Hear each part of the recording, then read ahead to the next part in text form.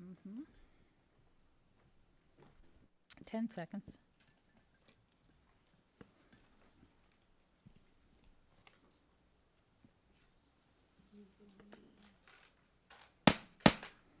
Good afternoon, everyone, and welcome to the Orange County School Board's School Board's work session, which has been scheduled today for the purpose of discussing the ESE audit. I take this moment to just remind everybody in the audience, if you could silence your cell phones, as I do the same for the convenience of our neighbors. The public will not have an opportunity to participate in today's work session to provide public comment because this is not a regularly scheduled school board meeting. No action will be taken today, and there will be no pre-agenda period in which the public would normally address the school board on germane topics that are related to the work of the board. Thank you so much, though, for being here to join us this afternoon. As a reminder, face masks are now optional indoors on school board property, which includes the boardroom and the lobby. Board members are attending in person and telephonically, I believe, so let me take a roll call. Member Gallo? Present. Member Lopez? Present. Member Colbert? Good afternoon. Vice Chair Gould? Oh, Good afternoon. change of script. Member Gould? Good afternoon. Member Felder? Good afternoon. Member Castrodental? Member Castrodental, are you with us on the line? Okay, we'll check back with Member Castrodental, and if she does call in, Amy, if you or the superintendent could let me know so I can recognize her. And Vice Chair Byrd. Good afternoon. Thank you. I want to remind the public that board members will not be engaging in outside electronics or digital communication during the meeting so that we can focus on the meeting itself, giving our full attention to the matters before us. So if you'd like to contact us, please continue to do so before or after each meeting. To my fellow board members and district staff who will be presenting today, please make sure that your microphone is turned on and speak directly into it so that our YouTube and Orange TV viewers can hear you clearly. We will now take a moment of silence to be followed by the Pledge of Allegiance.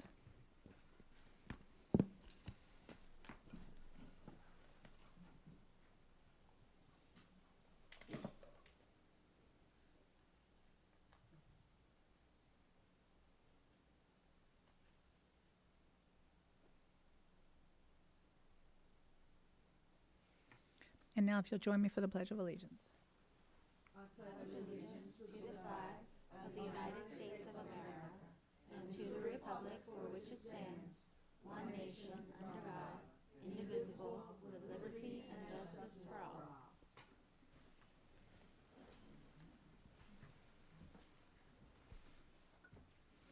All right, to begin the work session, let me call on Dr. Jenkins.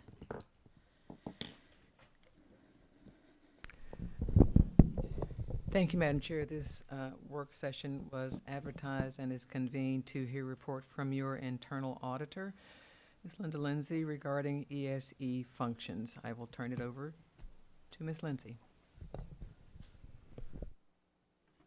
Thank you, Dr. Jenkins. Good afternoon, Madam Chair, members of the school board. Today we're going to talk about the results of 3 of the 4 audits related to the district's ESE programs that you requested earlier this year. But before we get into the details, I just wanted to take a moment to refresh our memories a bit. You may remember that a list of topics had been compiled by the Chief Academic Officer from emails and interviews with school board members. The detailed list was grouped into common topics, 4 of which are listed on this slide. As agreed at our work session, these are the 4 areas where we focused our attention.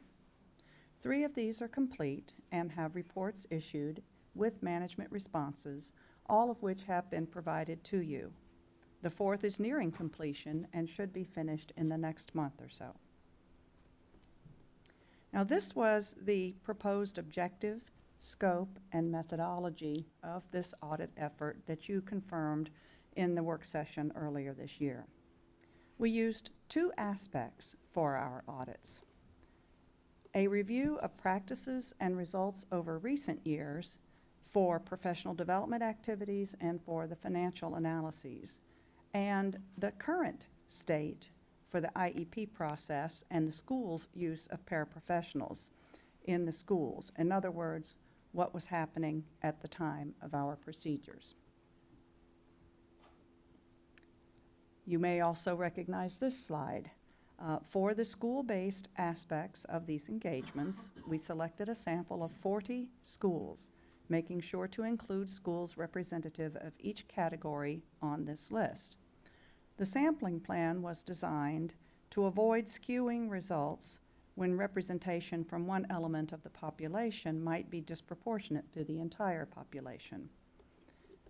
We met with the principal and staffing specialist of each of these schools, discussing their budgets, their IEP procedures, their training, and their use of ESE classified professionals as substitutes for absent teachers. I will be reviewing each of the 3 completed audits with you today, and you may want to ask questions about each as I finish that section before I move on to the next one, or if you prefer, we can handle the questions at the end. I'll leave that up to you. But at this point, we'll move on to the first of the 3 audits, which was ESE professional development. This audit focused on professional development related to those involved in the education of exceptional students.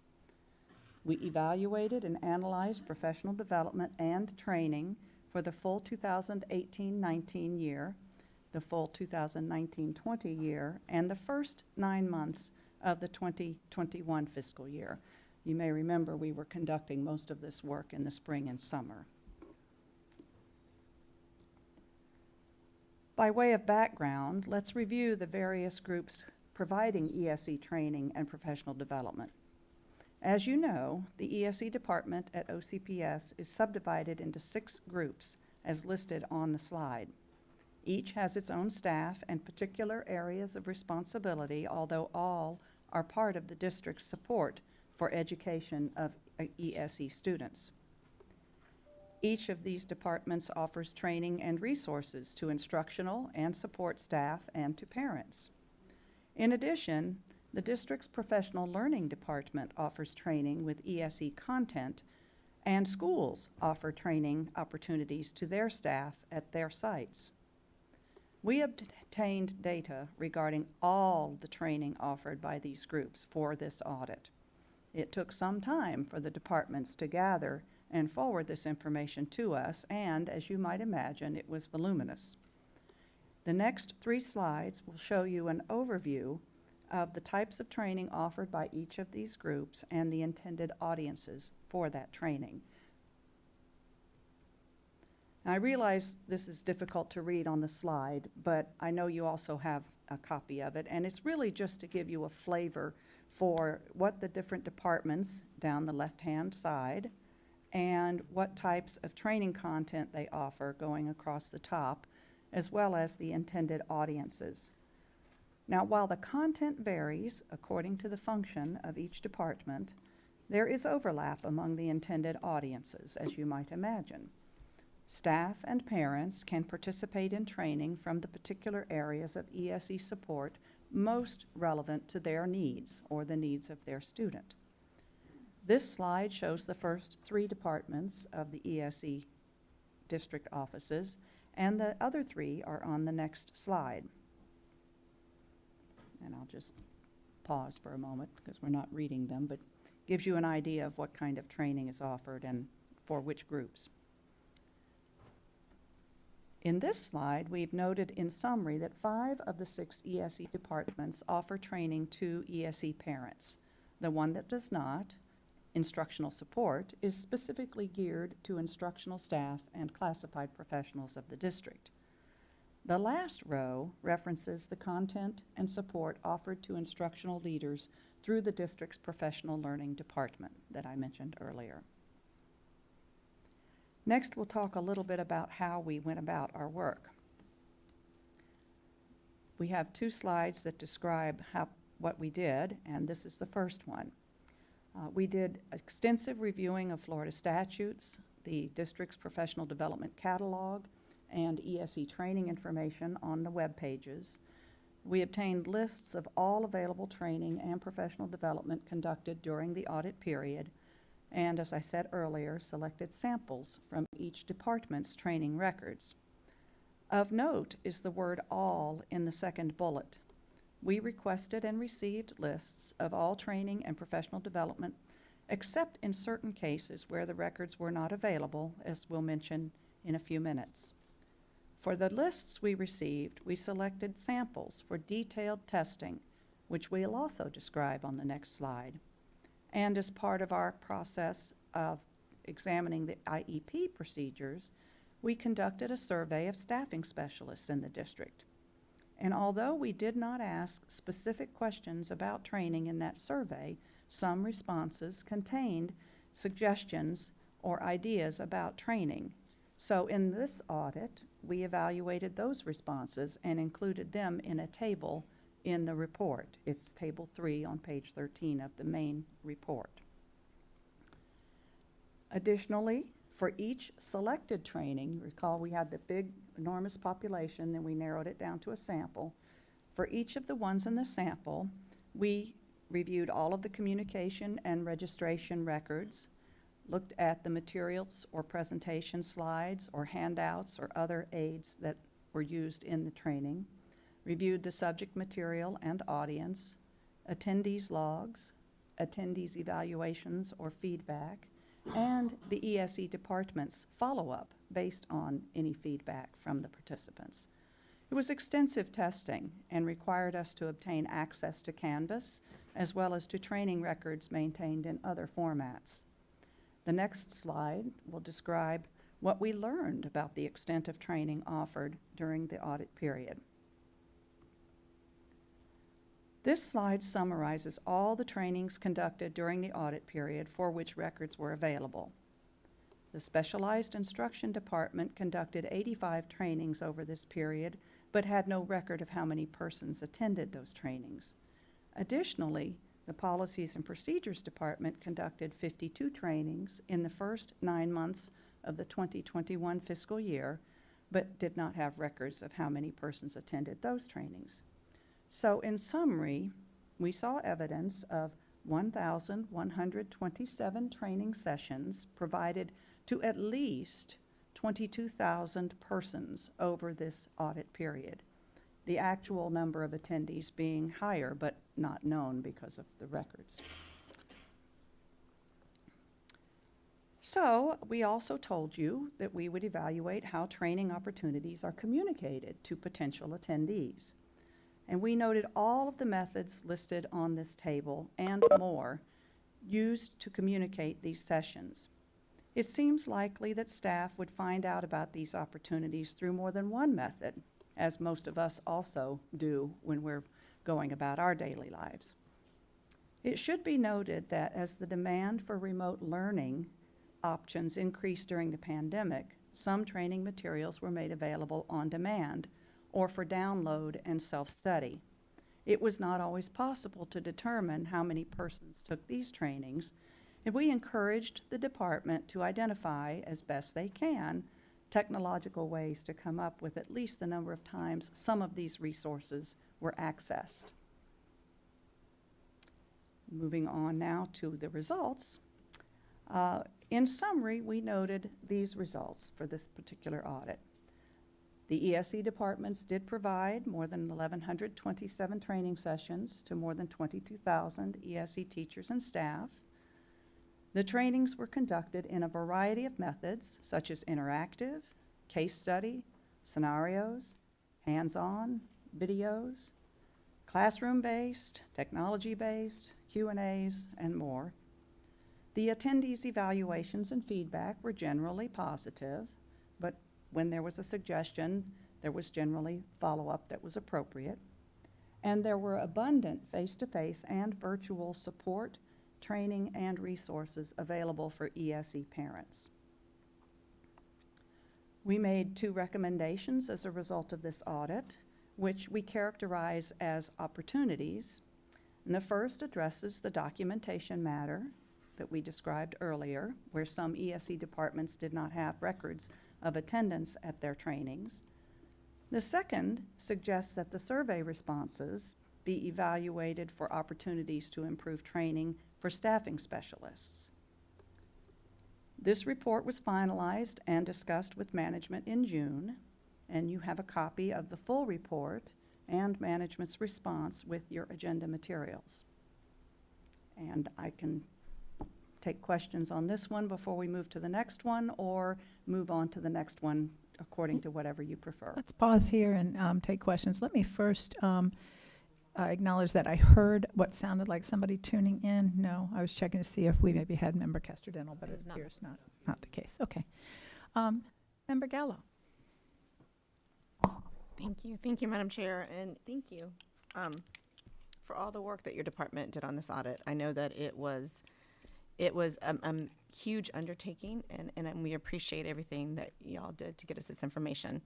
In regards to the training, the paraprofessional training in particular, we've had a high turnover, or a larger than normal turnover in our paras in our EC department. So when we were looking at the trainings,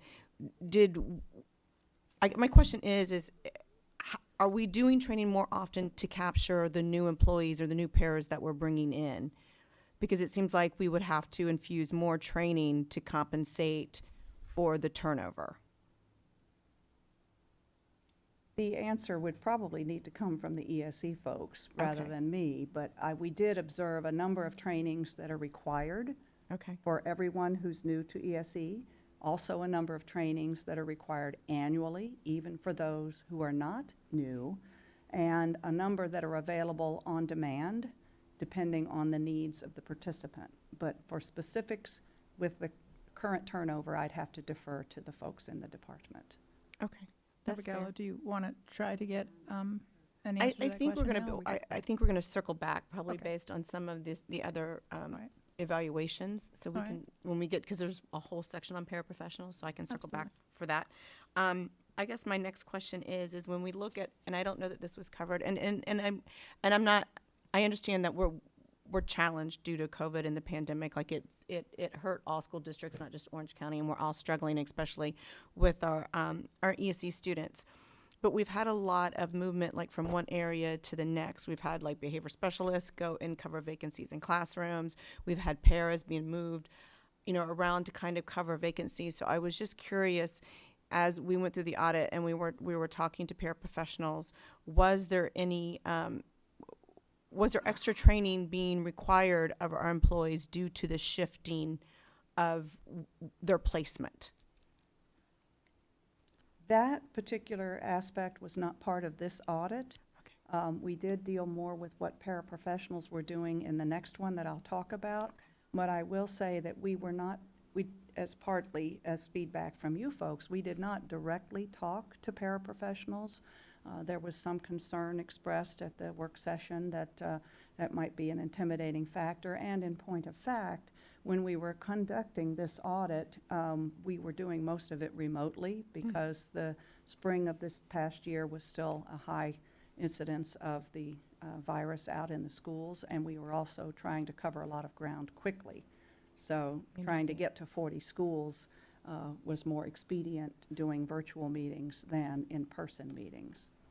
And then my final question is, in talking to when you were having these conversations, I was getting a lot of feedback that one of the biggest issues or one of the biggest barriers for paras doing the training is just the lack of time, because we are so short-staffed with our paraprofessionals in our ESE classrooms. Most of these trainings are online. They don't have time during the day to do it.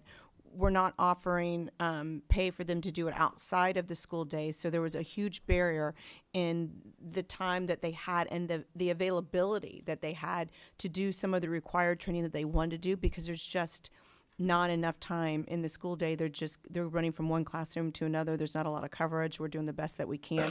And they felt like that was inhibiting them from really truly participating in some of these trainings that were available. We heard some of that as well from paras and from instructional staff, to be candid, because last year was so tight and staffing was stretched so thin. Yes. we And heard that's going that to be as well. addressed like in a recommendation on how we're going to fix that, so we can make sure that those who choose to have training have the time to actually take the training. Yeah, Or do I again, need to address think that to would ESE? probably need to come Okay, from the I'll save it for department. when they speak. Thank you. But yes. All right, thank you, Member Gallo. Member Byrd, Vice Chair. Thank you. And again, I'll just reiterate, thank you for all of your work on this audit. Member Gallo touched on what I was going to ask you about sub availability, and I think this is not really for you. I think this is more for ESC department and the superintendent, but I have also heard the same thing, and that with the limited amount of subs, that they can't take off, they can't get a sub, so they can't do the professional development. Or if they have like a in-service day, not an in-service day, but like a training where a grade level is supposed to go do the training, well, if they don't have the subs, they just don't go do the training, which is happening, I guess, often is what I'm hearing. So, and as Member Gallo said, we're not giving extra stipends to do some of these trainings, and as we know, teachers are stretched pretty thin, and they've been through a lot the past couple years. So I'm just wondering if maybe we could look at maybe some stipends for assisting with giving them kind of some extra incentive to do some of these trainings and outside of their work hours, if since we're having an issue with subs. So that's something that I don't really need answered, but just for me to put out there. Also, when you have the numbers for the attendees, which are relatively high numbers. Do you have it pulled out anywhere? How many of these are paras versus how many are classroom teachers? We don't have that in our data. We'd have to go back to the ESC departments that conducted it and see if they captured it. It's probably available in some cases because we could sort it by personnel numbers, but not always. Okay. The records were varied. Some were very tidy and organized, and others were, paper sign-in sheets. Some of it was logged in Canvas. A lot of it wasn't. And so I think trying to get you precise data would be difficult. Okay, thank you. Thank you. On a kind of a follow-up note to that, you mentioned the 22,000 employees that took training at a minimum, the ones that were recorded. Do we know if those are unique individuals or? We don't know, but I am certain they are not. Okay. Because, for example, this is just one example, the Policy and Procedures Department requires annual training for staffing specialists and people of that sort. And so if the same person were in the position all 3 years of the period we examined, they would at a minimum show up 3 times. Yeah.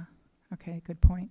It might be, and this is not a recommendation to you, you're going to hear a lot of this only because there's so much crossover between the audit and concerns and recommendations of the board, but I think it might be helpful along the lines of the Vice Chair's questions as well to maintain a cumulative database so that we could know what percentage of our teachers, paraprofessionals, et cetera, are receiving training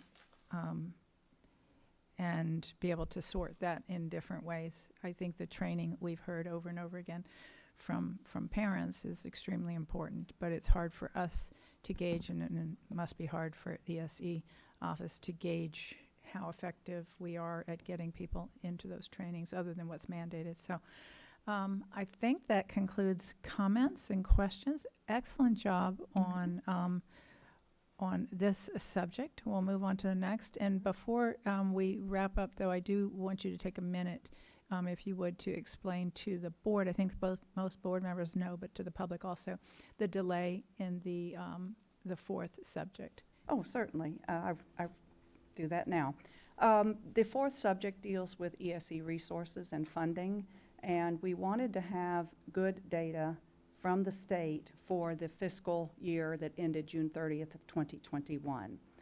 The state takes data from all of the districts all across the state and puts it through their particular, to be casual about it, number crunching process, but it's a very detailed means of doing a cost allocation And they use it to determine in a standardized way across the entire state what it costs each district for the education of students in that district by program. And of course, for this audit, we were most interested in the costs for ESE programs. So the data was submitted to the state in September by our finance department.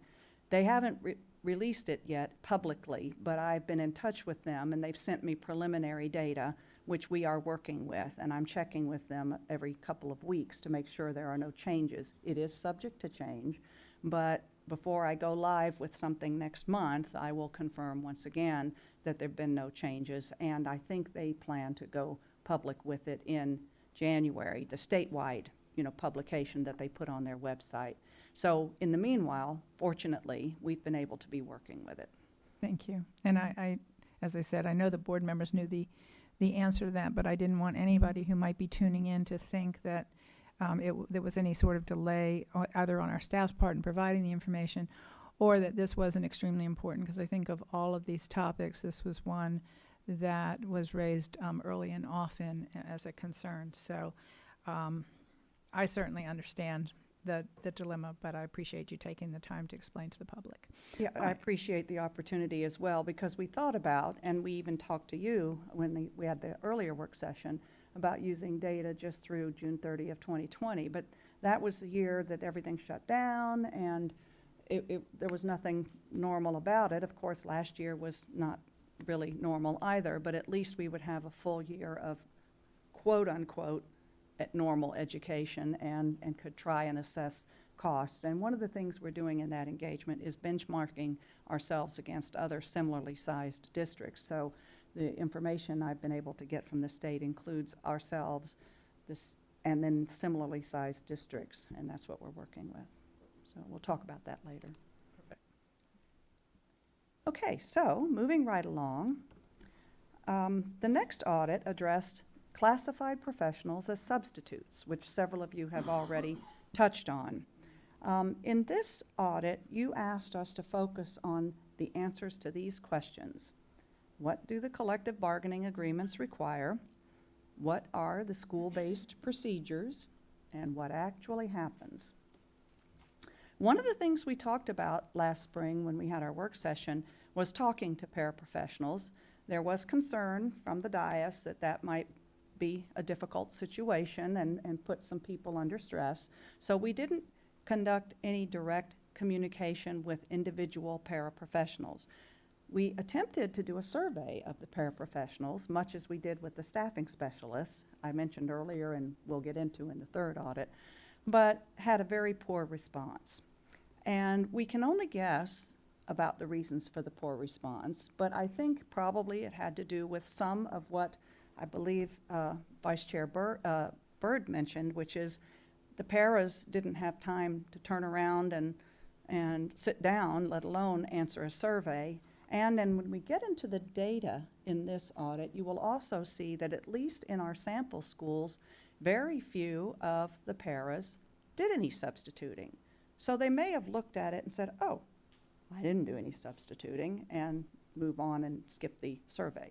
So you will not have any survey results from our para efforts in this engagement. But we will go ahead and talk about what else we found. First of all, we need to acknowledge that the 2021 school year was unlike any we've ever seen and had very new challenges that the district and its staff had to address. The context, I believe, is always important, and no discussion of what happened over this period would be complete without an acknowledgement of these impacts. So we did document and evaluate current practices about the use of ESE classified professionals as substitute teachers, and we took a deep dive on the practices at the 40 schools in our sample. However, as you'll note a little later in my presentation, we ended up evaluating practices at 60 schools, and I'll explain how that happened when we get to that slide. Of course, by way of background, auditors always need to learn the rules before we conduct an audit. The bullets on this slide provide the rules that govern the use of ESE classified professionals as substitutes for absent teachers. I added the underline in the second bullet to be sure everyone understands that it is the principal of the school who decides when and how to use ESE classified professionals as substitutes. The ESE department is not involved in this decision. Also, by way of background, we note that there are 12 classified professional positions in our roster that relate to ESE, but only employees in 3 of these positions served as substitutes. Therefore, from this point on, when I refer to ESE classified professionals, I am referring to the 3 positions noted on the slide: Ed Para, ESE certified; Ed Para, severely handicapped certified; and program assistant, ESE certified. Now, as you note in the last bullet, the first step in the process of filling a teacher absence is a notification to Kelly Services and requesting a sub. And it's only after Kelly Services cannot fill a substitute request that the use of another staff member, including ESE professionals, is considered. However, as we'll see in a moment, Kelly's response rate has dropped, which creates more pressure on other school-based staff, including ESE classified professionals. So let's look at the data. Over the past 3 years, Kelly Services' substitute rate has decreased significantly.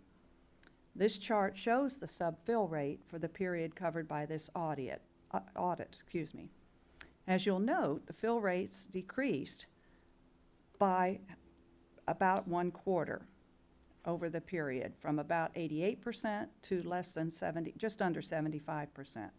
So this means that in more than 1/4 of all teacher absences, Kelly Services couldn't fill it. And this resulted in school-based administrators sometimes struggling to cover all the classes on their campuses. More than one principal told me that this was sometimes an all-hands-on-deck exercise in the schools. So again, we'll review the methodology we used. We looked, of course, at all the information available on the ESE department's website, as well as the contracts and appendices that we mentioned earlier. We got the data on the Kelly Services contract and their fill rates from both HR and Kelly. We did testing and analysis of the school-based procedures at 40 schools and tested payroll and employee data reports. From the population of all of the substitutions, we tested 60 randomly selected ESE classified professionals substitute pay transactions from fiscal years 1920 and 2021 through April 15th. We looked at evidence of substitute training, because they get a little extra stipend if they participate in a training. And we looked at the payroll supplement documents, as well as teacher absences recorded in SAP. Additionally, we interviewed management and school personnel. Our procedures in this area, as you might imagine, involved a lot of detail. We ran the reports from SAP and performed detailed testing and analysis of the data that we got from them. In certain areas where our results showed higher exceptions than we expected, we expanded our testing, and I'll talk more about that in a moment. This is a summary of the financial aspects of substitutes from ESE classified professionals. During the period from July 1, 2018 through April 15, 2021, the district paid $146,280 in substitute supplements. And if you will note, in the partial year of 2021, we paid more than twice as much as we had paid in the previous 2 years, going from about $33,000 or $34,000 a year up to over $78,000. Of course, given the context and the information you've heard from me previously, that makes sense. More teacher absences, fewer Kelly subs coming in, so the classified professionals stepped up. We sorted and filtered and examined the data to determine the number of times ESE classified professionals were paid to substitute. And while some were not able to be identified due to the timing of position changes, we captured the majority of them. And I've got a chart, another chart, that will show you the result of that analysis. Now, what you have here is the results for each of the 3 years, or 2 years and a partial year, as I mentioned earlier, where the blue bar represents the number of times an ESE classified professional subbed in a class, and the orange bar represents the number of ESE classified professionals. So just to make it clear, in the 2021 year, we had 303 ESE classified professionals who together substituted in classrooms 3,454 times. Now, this information is district-wide. This is not just the sample of schools that we did. Now, we wanted to know more about where they substituted, so we did a further breakdown. And by where, I mean, did they substitute for the ESE teacher with whom they normally work in an ESE classroom, or did they substitute elsewhere on campus? So this, again, is district-wide data focusing just on the 2021 school year. Now, you'll note that 42% of the time, those ESE classified professionals were in ESE classrooms. But 58% of the time, they were in Gen Ed classes. However, I want to remind you that Gen Ed classes often have ESE students in them. Anytime we mainstream an ESE student, which is, of course, the desirable thing to do as long as their needs are met, they're going to be in a regular Gen Ed classroom with whatever supports or accommodations have been called for in their IEP.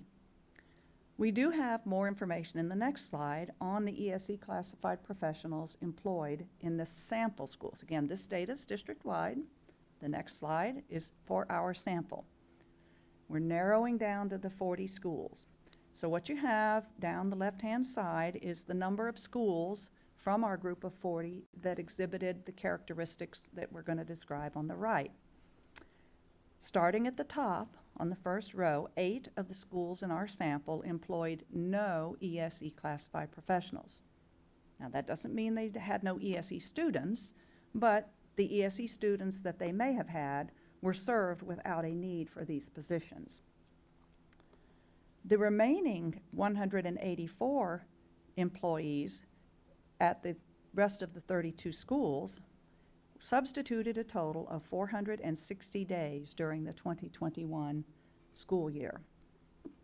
On the second row of data, you'll note that 145 employees, which is 79% of the 184 in that 40-group school, 145 of the 184 classified professionals employed did not substitute at all. 79% of them in this sample didn't do any substituting. 51 of the 460 days were subbed by just 2 individuals, but they were one-to-one ESE classified professionals whose students were in launch ed at home during the first semester. And we verified that these employees had no more substitutions for the remainder of the school year after their students returned to campus in the second semester. After we figured out how many times these employees served as substitutes, our next step was to look at where they were serving. Getting back to that question, was it in an ESE classroom or a Gen Ed classroom? And we also noted that most of them did substitute in ESE classes, but a significant number were elsewhere. Here's a little bit of a recap. As I said earlier, 79% of the employees of the ESE classified employees at our sample schools did not substitute. 26 employees, representing 14%, substituted only in ESE classrooms. 11 employees, representing 6% of the sample, substituted in Gen Ed classes. And as I mentioned earlier, 2 employees were with those one-to-one paras whose students were not on the campus. So a total of 9 of the schools in our sample employed 11 of the ESE classified professionals who were in the gen ed classes. Now, we wanted to know more about this aspect of gen ed substituting, so we dug a little further and we picked up 20 additional schools that were not in our 40 that had 25 or more instances of ESE classified professionals substituting in gen ed classes, and those substitutions ranged from 25 to 97 times. In this further analysis, we contacted the principals at the schools to confirm the data, make sure something wasn't amiss with what we picked up, and to ask for explanations.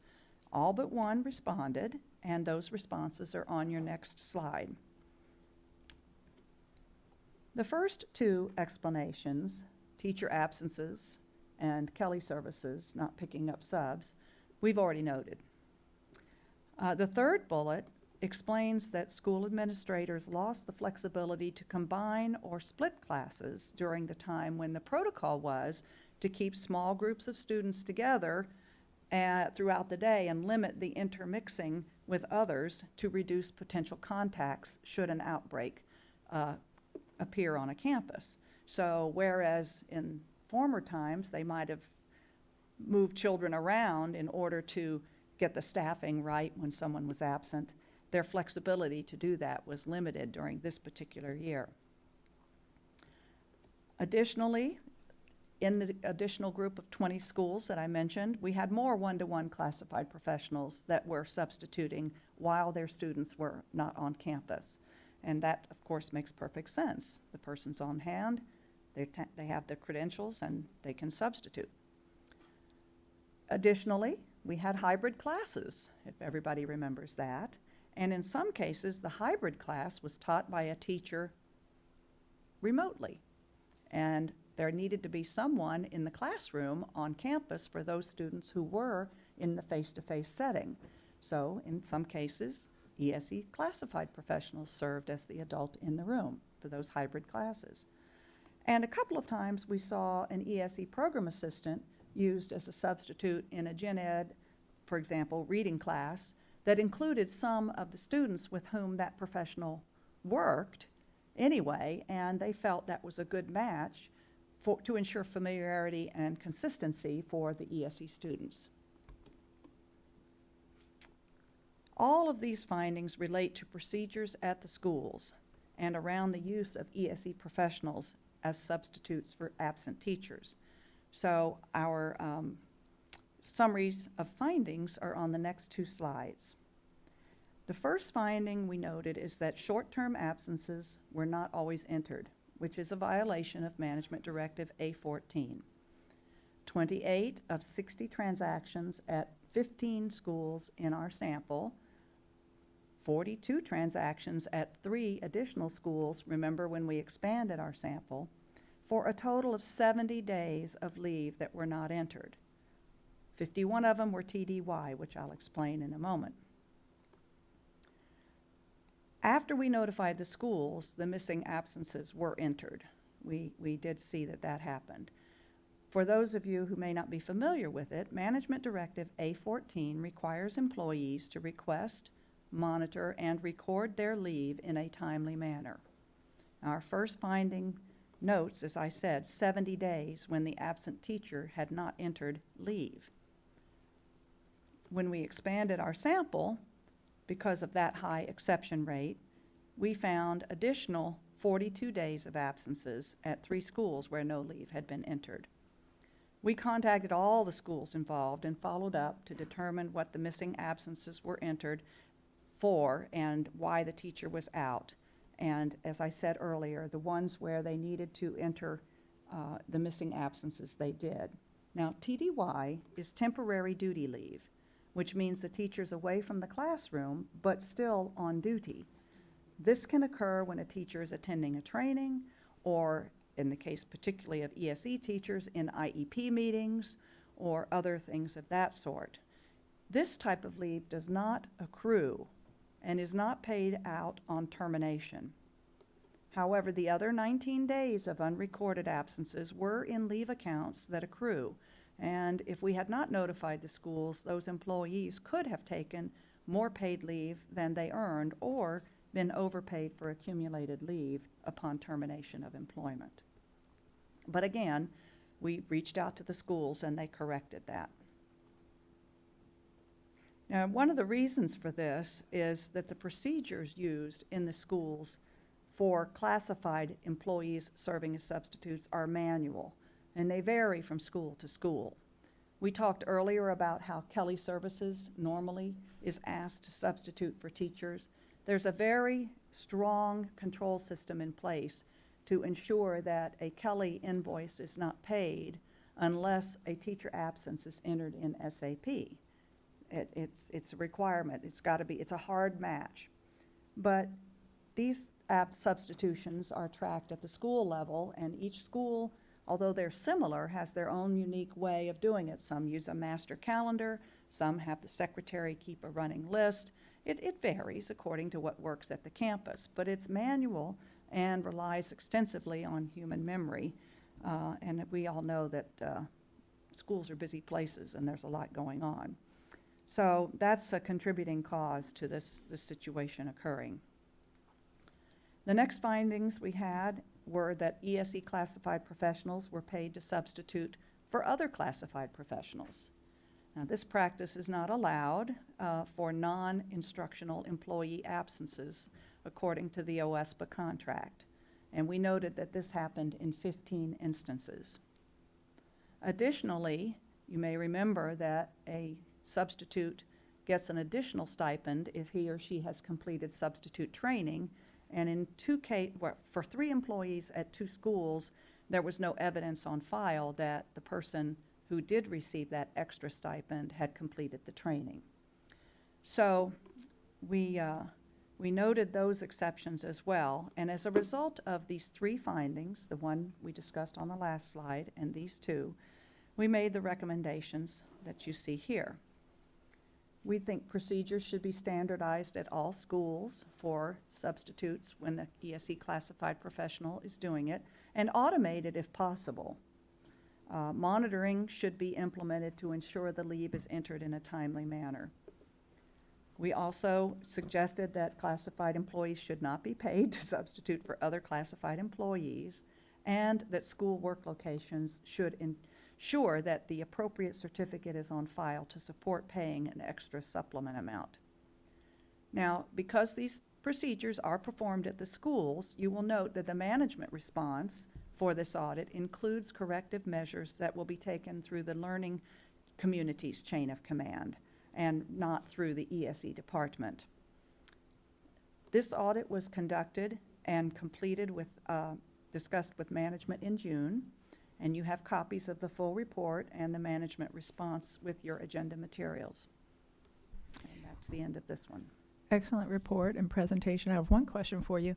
With the discovery of the 19 days, if I'm understanding this correctly, that were not registered as leave days, and that's just for this audit, which is of ESE teachers, paraprofessionals, et cetera.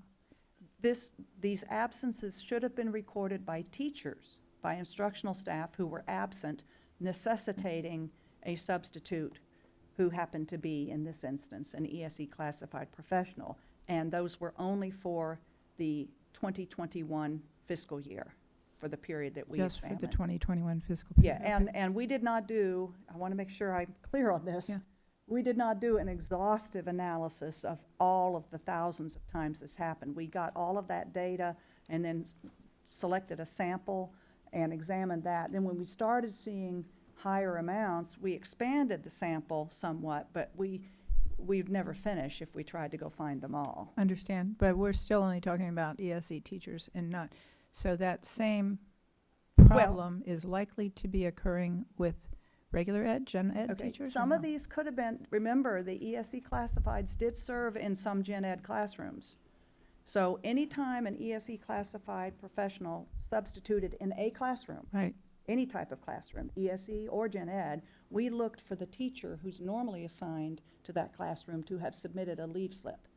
Okay. So these exceptions are not all Okay. ESE teachers. Okay, okay, so I could you're- get that, I don't have it Yeah. top of No, mind, but but, we, so your sample would be reflective of the whole district as, well, for when a classified person subs. right, When the sub is by a Kelly Services Right. sub, there's a hard control there. And years ago, we audited that system, and that works. You know, the ESE, the Kelly Services invoice cannot be paid unless and until an absence is entered in SAP. So Dr. Jenkins' question probably is for you then. What efforts are underway to look at least in recent history, how many of those leaves may not have been documented when they've been filled by substituting staff as opposed to Kelly Services? So two things critical, Madam Chair, members of the board. That number should be small enough for us to be able to track it, and so we are going to go through and look at those numbers for this year. But just so we're clear, the vast majority of absences have to be reported through Kelly, paid through Kelly, and also reported and documented. Otherwise, Kelly can't be paid. So for this number, the percentage is so much smaller, we can certainly go back and take a look at that. Yeah. I think the more important management solution, and Susan would probably mention this, or Maria, Dr. Vasquez, the more important solution is to make sure that schools are adamant, are diligent in recording those absences when they don't need a Kelly sub. They still need to be recorded as absences in our system. And so that directive has already gone out to schools.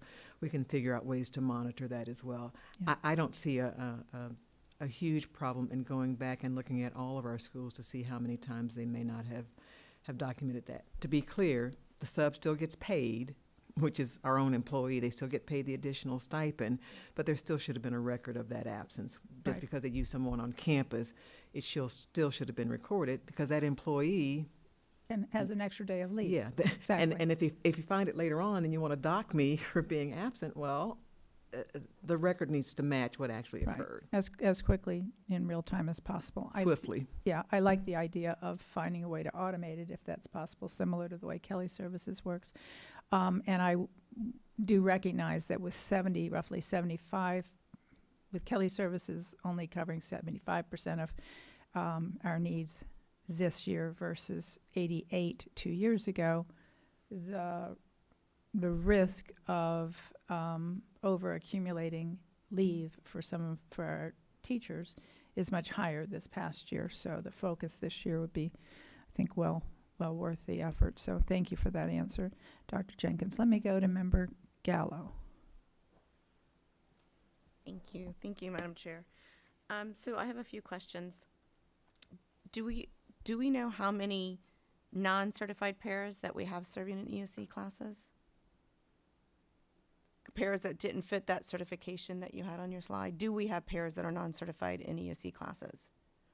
Due to the fact that they haven't been able to get certified? That was not part of the, No? I'm sorry, Dr. Madam Jenkins. Chair. So, Member Gallo, so I'm clear you're asking how many of our paras didn't complete the substitute training? Because they're not No. certified. So there was Yeah, maybe we can switch back to it. There was a slide that broke down the certification for paras and the paras that are in the classroom. And so my question was, based on that slide with those certifications, and if I'm getting it wrong, someone please correct me, it detailed the certifications of the paras. So if we've identified that these are the certifications that paras have to be in an ESC certified, ed para, ESC severely handicapped certified, and then program assistant, ESC certified. So if we've identified those are the certifications of our ESC paras, my question is, do we have uncertified paras in those classrooms? And if we do we know how many? Or is that not a valid question? So, I'm sorry, I misunderstood your, Madam Chair. Yeah, want to try one more time? Yeah, I think what your question is, were there uncertified paras that don't match these certifications that we're substituting in a classroom? In ESC classroom, In yes. Or are permanently placed in an ESC classroom? Or are we not required for them to have these certifications to be in an ESC classroom? If that's the case, that's I fine. I just understand. want the answer. Okay. Yes. Okay, that was a different question Yeah, than my that is- answer. I apologize. So I believe in order to be hired as an ESE para, you need to meet the qualifications. We can certainly check that for you. That's outside of this audit, but happy to look into that for you. Okay, thank you. I appreciate And that. I think we may have an answer from the team out there. This is like poll the audience. All heads are nodding in the affirmative that the superintendent once again knows the answer to every question. Yes, yes. So we'll get that information. Yes. Perfect, awesome. And then Chair Jacobs, you already addressed the fill rate issue with the payment. The substitute pay, I've spoke to many paras that weren't even aware that they get a substitute rate pay if they substitute. So I don't know if it could be maybe I'm recommending that we figure out a way to do a better job of communicating to paras, because I could tell you at least 4 paras I spoke to, and when we were discussing the findings from the audit, and they said, well, how did you track the absences? I said, well, one of the ways that we tracked it is that they get a substitute pay if they're in a classroom, so we know how many times that para was pulled out of an ESE classroom, to which their reply to me was, what?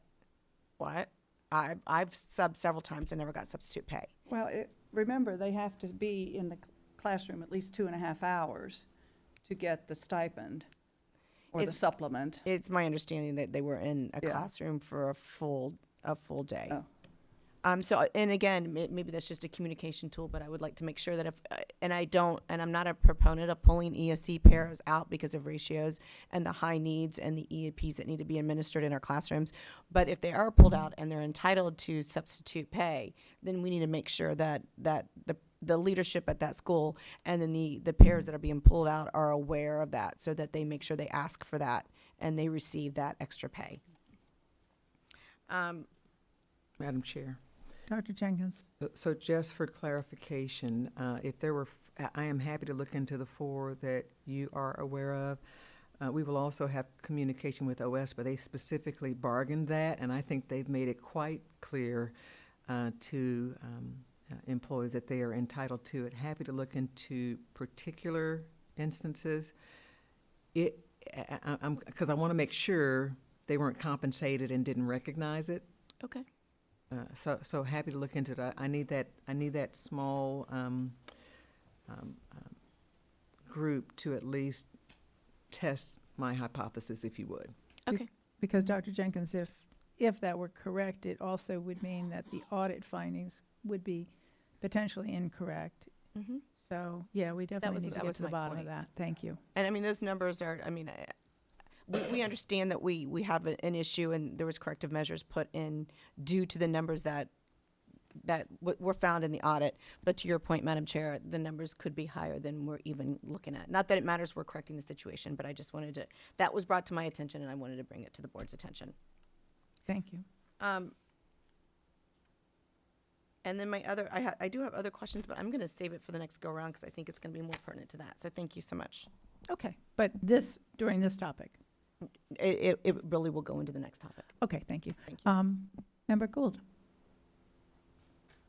So a lot of my thoughts and questions were answered. The one thing that screamed out at me is that while we're in this transitional world that we're in, with a lot of moving parts, moving employees, etc., how will we kind of keep track of that when we know that our support services like Kelly Services are also struggling with manpower?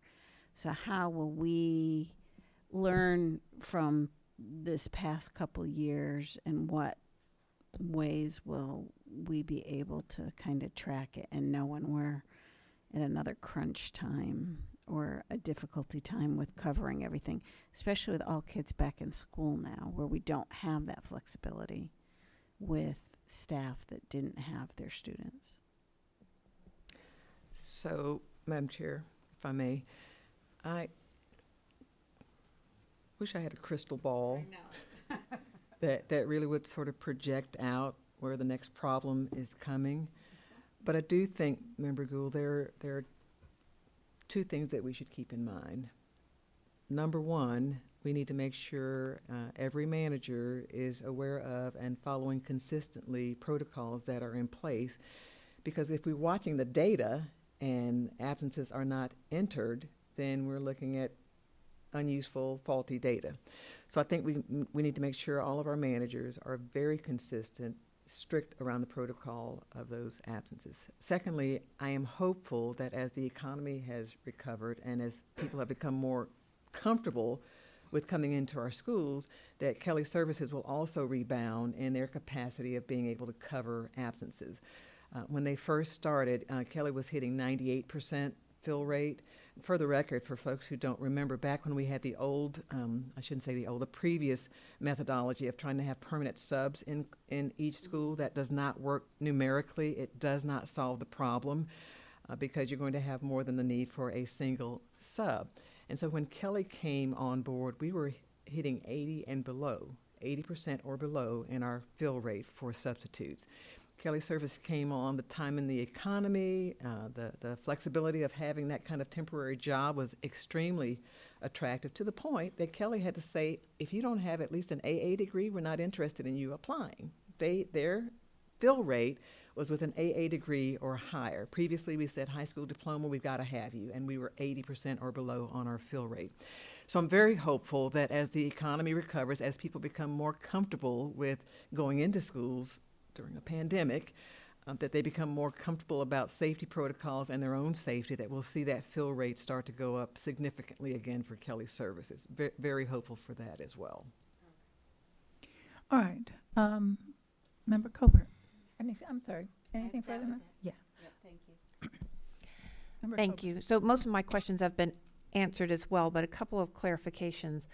I am, as we all are, acutely aware of the strain that this has put on our schools, the fill rate going from nearly 89% down to 75, and that's put a real strain on all of our schools.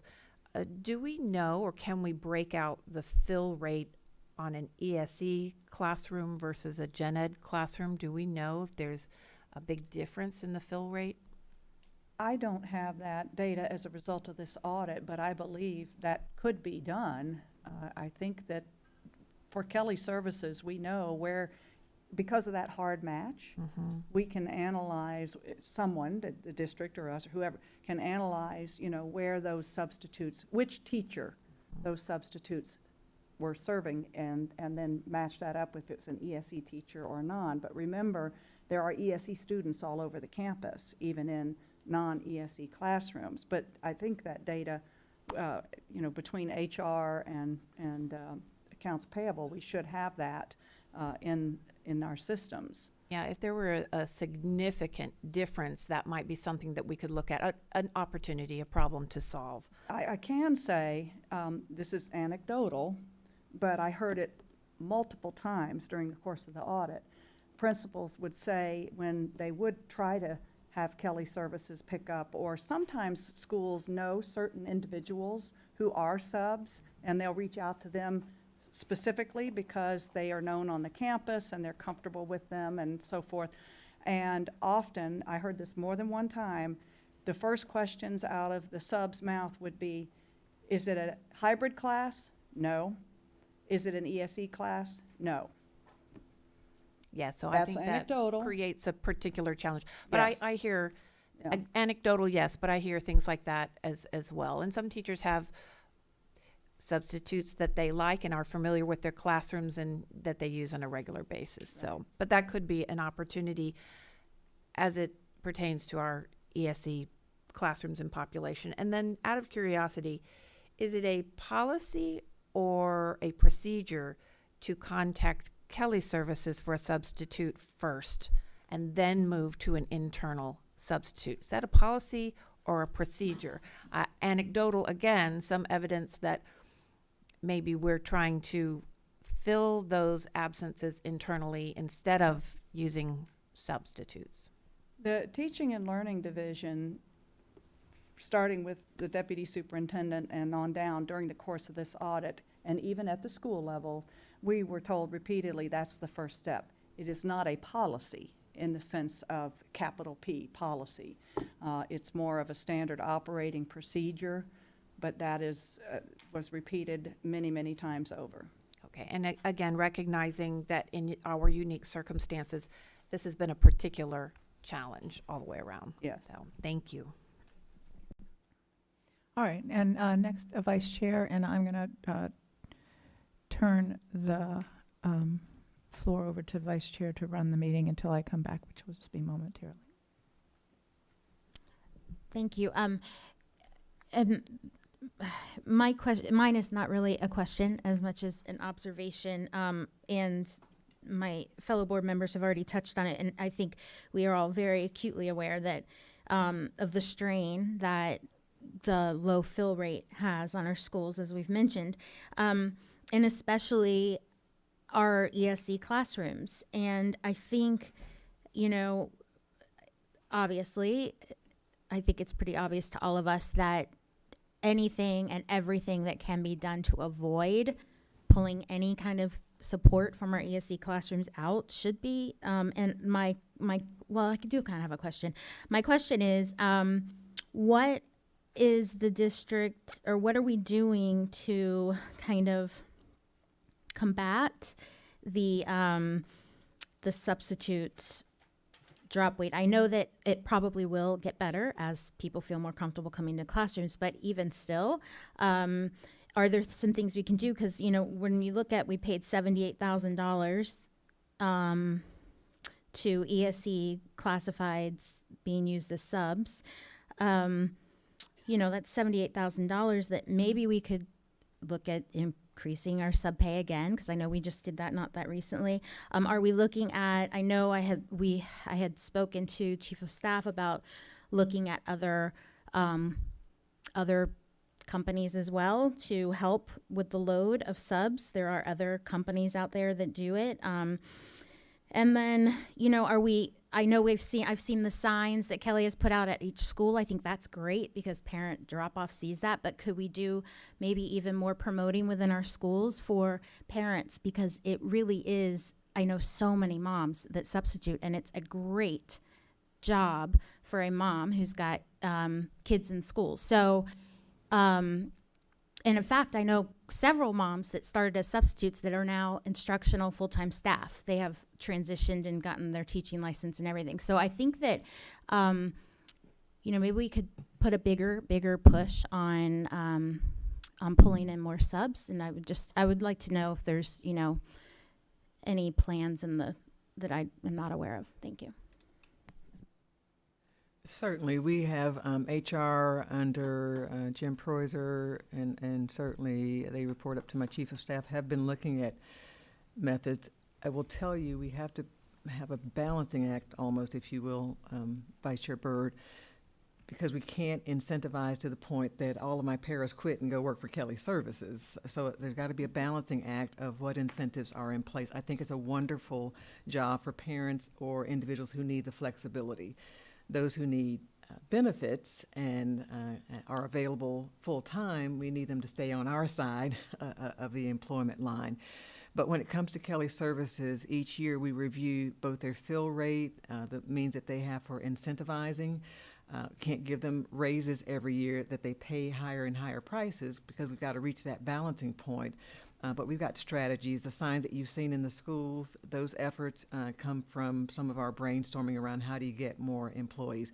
I think the greatest possibility of increasing subs is going to be a really low COVID infection rate in our community recovering, because people were just hesitant of going into our schools to substitute. That's what the feedback has been. Yeah. Also, I just had a thought when you were mentioning all that. Do we reach out to the schools, the university, like UCF? And Absolutely. Because that would be a great thing for college students too. We get some sub from UCF. Absolutely. We'll keep we will keep recruiting them because our college students are not so hesitant. If you pay them, they will come. Thank you. Hold on. This is my first time using the machine, so just go to reset, right? Oh, that's right. I knew that. I got it. Hi, Member Gallo. Thank you, Madam Chair. I just want to state for the record, I want to state two things. Number two is 2 substitute teachers are now school board members. I'm just saying.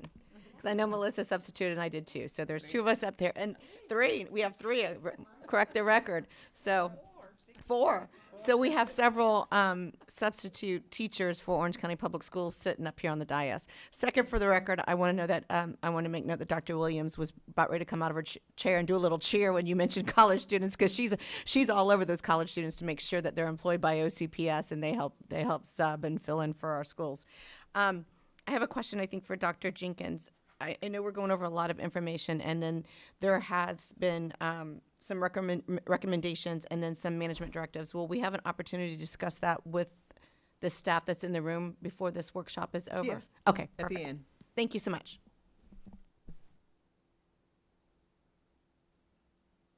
Okay, I think that's it in the lineup. You're on here, though. Did you want to speak? Or you were done? No, I'm good. Okay, that's it. So we're ready. Okay, great. All right, so moving on to the third audit that we're talking about today. This one deals with the Individual Education Plan process, or more commonly called IEP. This audit focused on current practices during the 2020-21 school year, and we looked at sequencing of procedures and complaint data for the past 2 years. Our methodology involved reviewing information on the ESE department's website and the IEP policies and procedures of the district, reviewing the Orange ESE Monitoring and Assistance Report from the Florida Department of Education, reviewing information on the Florida DOE website, and conducting detailed school staffing interviews with 40 selected schools, we've talked about those previously, in order to determine whether the district and the schools have established consistent processes and procedures and followed them, complied with the applicable matrix of services for the IEP processes, prepared monitoring and compliance reports, and maintaining supporting documentation. And again, we're looking at the processes around these, not the actual IEPs themselves. So we reviewed lots of information from the ESE department and the Florida Department of Education, in addition to conducting these detailed interviews. Additionally, we surveyed all district and school staffing specialists and received an excellent response rate of 70%. We analyzed staffing specialist turnover rates and the procedures associated with preschool children and students transitioning in the ESE program. Additionally, we analyzed the guidance provided and the procedures used by staff and parents to conduct the IEP process, and obtained and analyzed complaint data from the Florida Department of Education. So let's start with a little bit of background. I always like to provide context. This slide may look familiar to you. It was in your slide deck when the ESE folks made their presentation earlier this year. But it helps us remember just how many students were included in the ESE program in the year of our analysis. Now, the IEP process in brief, and this is very brief because it's a big process. As you know, a team of people, including the students' parents, make decisions about students' needs and ESE services based on evaluations. And the process is based on the requirements of the Federal Individuals with Disabilities Act and regulated by the Florida Department of Education. And the decisions reached through this process are documented in the IEP, or in the case of a gifted student, in the EP. First, we also noted that the policies and procedures that are followed are prepared by the district, but approved by the Florida Department of Education. If you haven't seen it, it's an extensive set of policies and procedures that are put together by the department each year and reviewed and approved by the Florida Department of Education. The ESE Policy and Procedures Department oversees compliance with these federal and state requirements, and they perform training, support, and monitoring of schools as part of their oversight. So first, we want to commend the department. We did find their monitoring process to be effective, and especially thought the Exceptional Education Procedures Monitoring Report, I'm just going to call it Monitoring Report, to be a great tool. And I included in the actual report itself a copy of this report, this monitoring report, as an appendix. It's very good for summarizing compliance indicators and helps identify findings and potential findings that the ESE Policy and Procedures Department notes when they visit campuses. It's sent to the principal and the staffing specialist at each school on a monthly basis. And it has a nice summary at the end using a green, yellow, red format that makes it really easy for a principal to look at it and say, oh, I've got something I need to address here, and act on it. We thought that was a very effective tool. Despite, however, this monitoring, we do have complaints around our ESE program. So we requested and received data from the Florida Department of Education and from the ESE department, which also tracks complaints. The next slide shows you the data we got from the state of Florida. Now, this was data we received for all of the 2019-20 school year and for the 2021 school year through April 30th. That was what they sent us back when we were conducting this work in the spring. While no amount of complaints is good, it does help to keep one's perspective when reviewing this data. 31 complaints, if you look at the tallest bar, that's orange, and if you look at 31 complaints in the 2021 school year through April 30th, that amount represents 0.1% of the district's ESE students. And again, I repeat, we don't want any complaints, so I'm not dismissing that, but it is important to keep one's perspective. Also, even more important is how many complaints result in findings. And so we took a look at that in the next slide. For this same period, the whole year for 1920 and the partial year for 2021, the blue bars represent the number of complaints filed, and the orange bars represent how many of them resulted in findings. So for in 2019 and 2020, 10 of 27 complaints resulted in findings, which represents a rate of 37%. Whereas in 2020-21, it was 15 of 34 complaints for a rate of 44%. Now, this data is just for OCPS, and during our briefings, a couple of you asked, well, how does that compare to other districts in the state? We had the findings at an overview, a slide before, that showed all those other districts. So we went through the details of the data we received from the state and compiled this information just for the 2021 year. And here is what you see. Listed alphabetically, we have each of the large similar-sized districts that the state groups us with, and how many findings were in that period through April 30th of 2021, and how many, compared to how many complaints, and then the resulting percentages. So we're sort of in the middle here, not the highest, nor the lowest. The next thing that we wanted to do is figure out what type of complaints are we getting, because complaints can range from soup to nuts, so to speak. So we boiled down the nature of the complaints into general topics. In both years, most complaints relate to some aspect of the IEP process. 38% in 2019-20 and 50% in 2020-21. More if you include modifications to IEPs.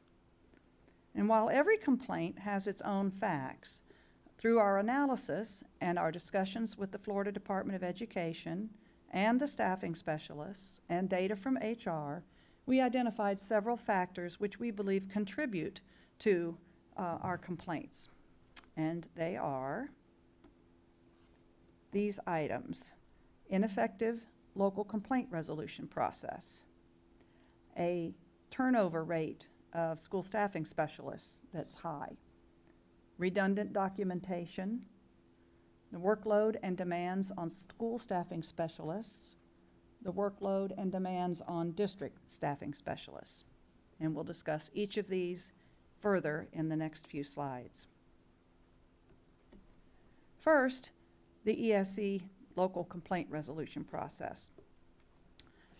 At the time of our fieldwork, when we embarked on this engagement, the district's website made it much easier for a parent to find information about how to file a complaint with the state of Florida than with the district.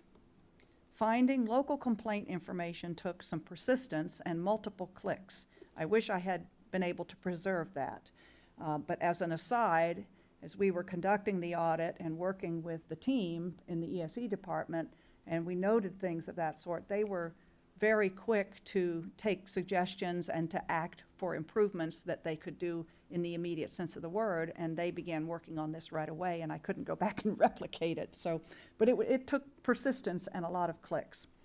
And then when a parent would find the local procedure, parents were asked to submit their complaint to the school staffing specialist at the same school where they had a concern, and this may have had a dampening effect on someone wanting to file a complaint.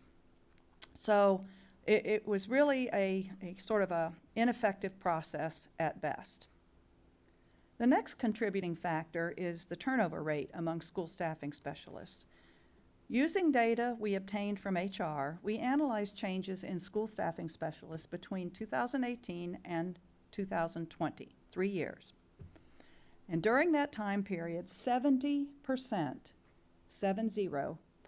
of school staffing specialists changed positions. Now, they might have gone from instructional to staffing specialist, or the other way back. They, still with the school, but in a different role. They might have moved from school to school as a staffing specialist.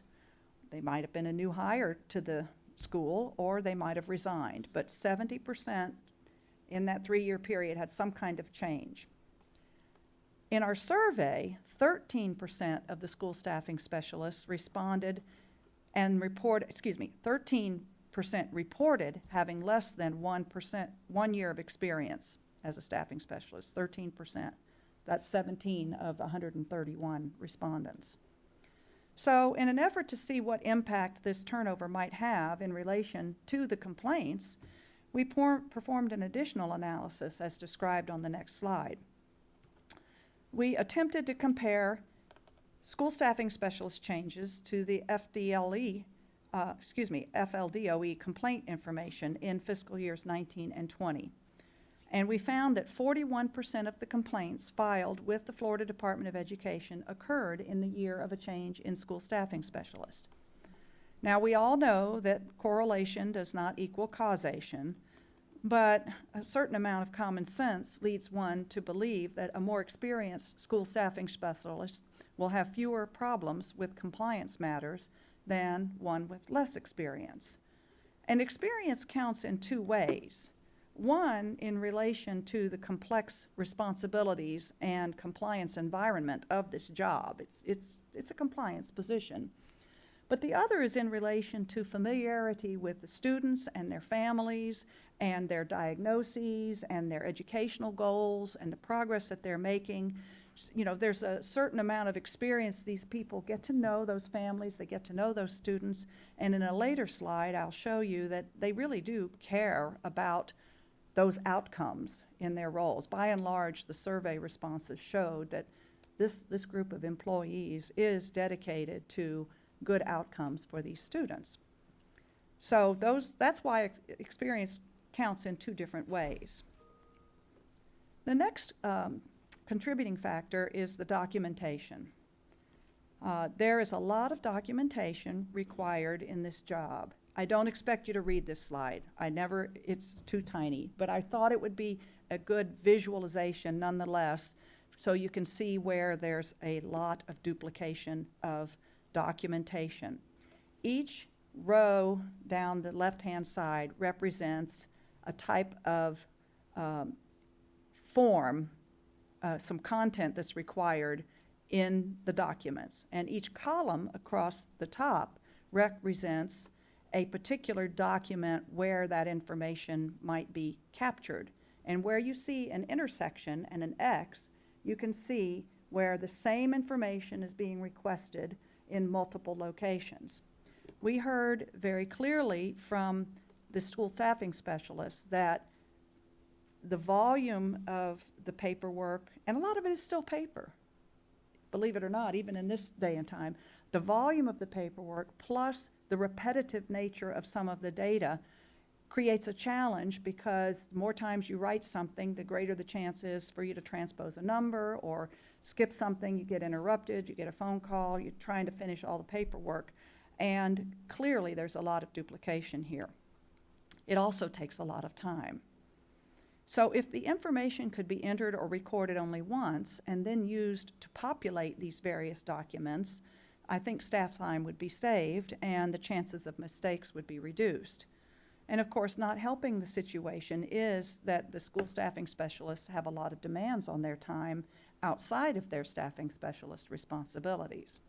So I think there's a definite opportunity here for some OCPS technological solutions.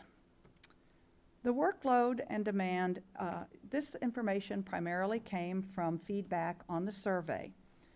The school staffing specialist work involves volumes of paperwork, as we were just talking about. It must be accurate and it must be complete to ensure compliance with these regulations. That's part of what ESE policy and procedures helps to monitor, because if we have a complaint, that's the first thing that the state goes through. The staffing specialists report having difficulty completing all of the required documentation within their duty day on a regular basis. They also report that their ability to concentrate on the details of all this documentation is impaired due to frequent interruptions to perform other duties. And the list on the sheet gives you a sample of some of the things that they talked about needing to do. 91% of them, in fact, reported having to do tasks outside of staffing specialists. Now, all of this while remembering we have a high turnover rate as well.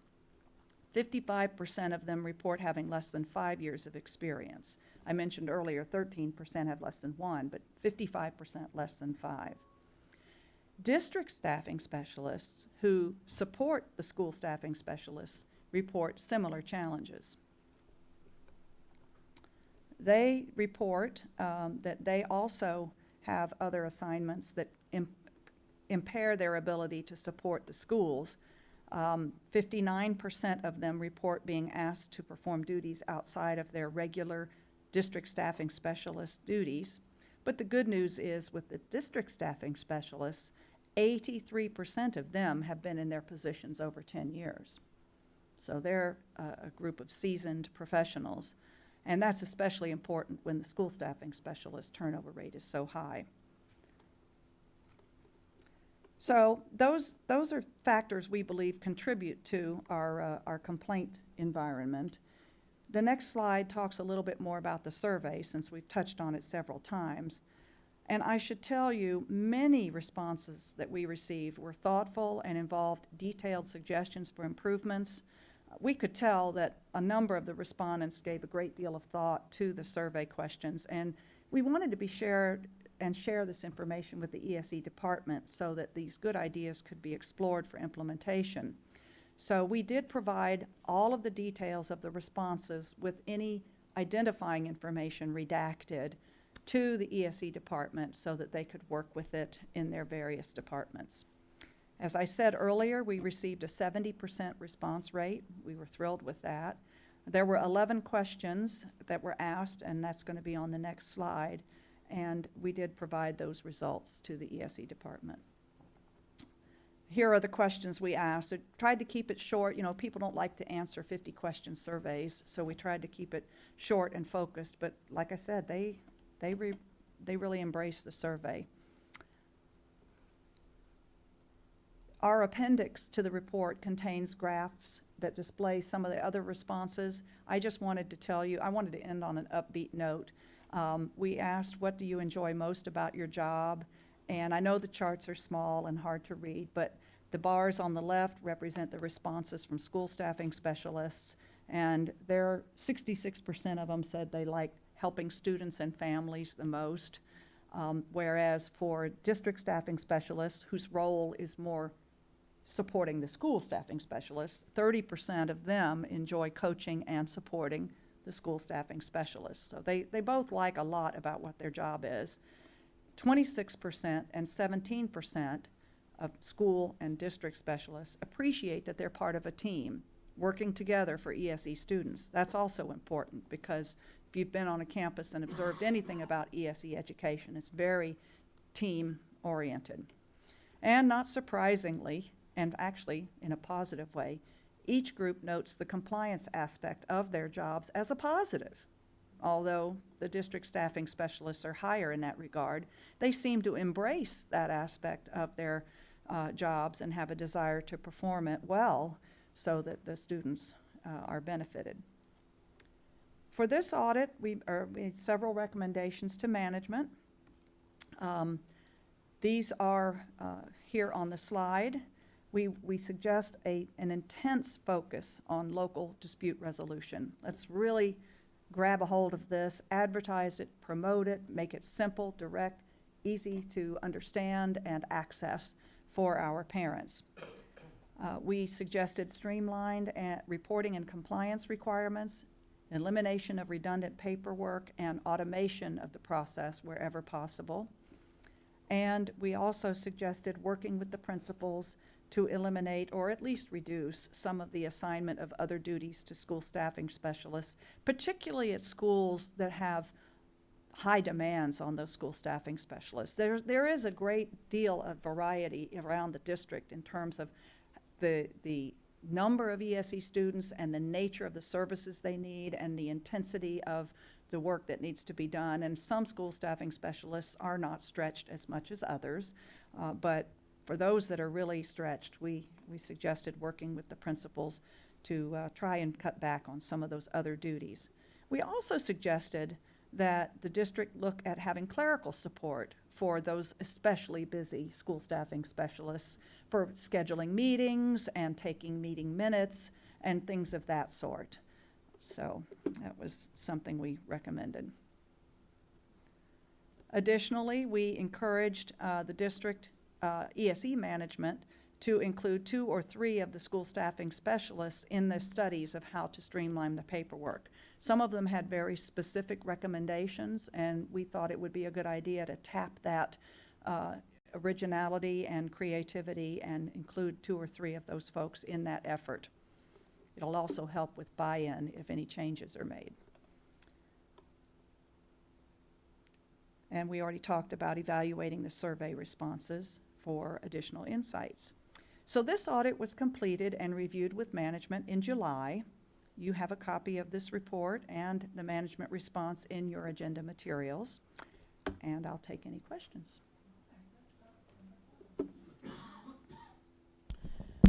Thank you, Chair Jacobs. And first of all, let me just tell you thank you. I remember keeping you in my office way past the time, asking all of those questions regarding the audit for ESC, and I just had so many questions. You were very thorough then, and of course we ran out of time, but a couple of things. Thank you for taking out the time to specifically ask the pertinent questions that could give us some clarity in terms of the questions you asked staffing specialists and coming out of teaching previously, like not long ago.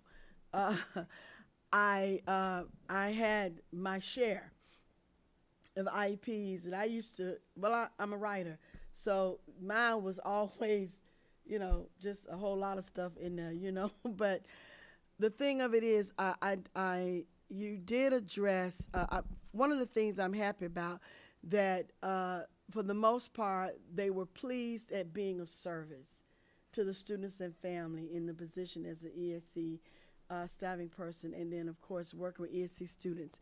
One of the things though, and I don't know whether you touched on it, you may have kind of touched around it, but in the writing of setting up IEPs, you said that Florida Department of Education, they monitor how IEPs are set, and with the risk of not calling names or anything and telling you which school I was teaching when this sort of thing happened, but I do have some concerns at some of the things that some staffing specialists that I've worked with put in IEPs. And I'm not saying this for a response, I'm just telling you what I experienced. A person may have a problem with, maybe it's a kleptomaniac that goes on the desk to just steal stuff. And we were supposed to understand that was a part of our IEP. I never understood that. And at some later date, not here, I'm not going to take the time, but somebody at ESC will have to help me understand how that is part of our IEP. Secondly, what I liked about the fact that you did talk to the special staffing people and the concern, some of the friends I had who were in ESC staffing people, pulling out for tests. And I understand, I get it. Sometimes you don't have enough people to proctor tests, but then you also have a big IEP meeting coming up, and the paperwork and pulling, I don't know how. I don't even have an answer as to how we can really work around it, but that's a real concern for teachers who are staffing specialists who have to get prepared for IEP meetings at the risk of saying just write something and I'll just sign it and I'll put something in. No, and I know we're overworked. We all of us are overworked. We overworked down here. Everybody overworked. However, I'm hoping with this kind of involvement that you've done and the asking questions and taking this kind of time to talk to some of the concerns we have, that perhaps these are things when we come back again in the ensuing school year, we can look again as to how to make it a little easier for staffing specialists, to make it a little easier for teachers so that we can speak truth to power when we are writing our observations of our students, so that we can really specifically deal with the issues. And then the third thing, I am so appreciative of, I'm hoping that you say the information is coming to us, even though some parents may not readily understand a lot of this, but I hope that this, what we know, what we are reading, what we have exposure to, that the parents can understand and see really how our ESC department is set up and what we do with IEPs and how important they are in terms of moving children ahead and helping them to be able to cope with any of the idiosyncrasies that they're dealing with on a daily basis. So I just want to say that, to thank you for the thorough report, and it's my hope that staffing specialists, that they stay long, that they don't just stay 2 years or 1 year, they stay long enough to get to know the school environment. The children, usually they get them in high school, start at 9th grade, they get to know them, and then also that those that are young coming in, they stay long enough to get the proper training and be able to do the best that they can, and that teachers will not see this as a punishment, filling out IEP forms. That it's not a punishment, but I know sometimes we get upset because we're overwhelmed. But I think if this, what I'm seeing, if they have the opportunity to see this report, or at least to see what we're doing from the district, we are working to make things easier and make it more, make it better, so that we can function as close as possible as a functioning district with our children. So again, I want to thank you, and at some later date, I guess I can talk with some ESC people at the district, and I can share personally some experiences that I had, and it's my hope that is still not occurring at the schools in our district, and we'll talk about it at a later date, but I mean with them personally. But thank you for the report. You were very thorough, even though we didn't finish a lot of stuff, but I can see it now. And I just want to thank you that you considered our concern here on the board, what we had about what we were going to do to better the educational experiences of our children who are ESC. It's so important. So thank you so much. Thank you, Member Felder. Member Gallo. Thank you, Madam Chair. Can we go back to slide, I think it's 41?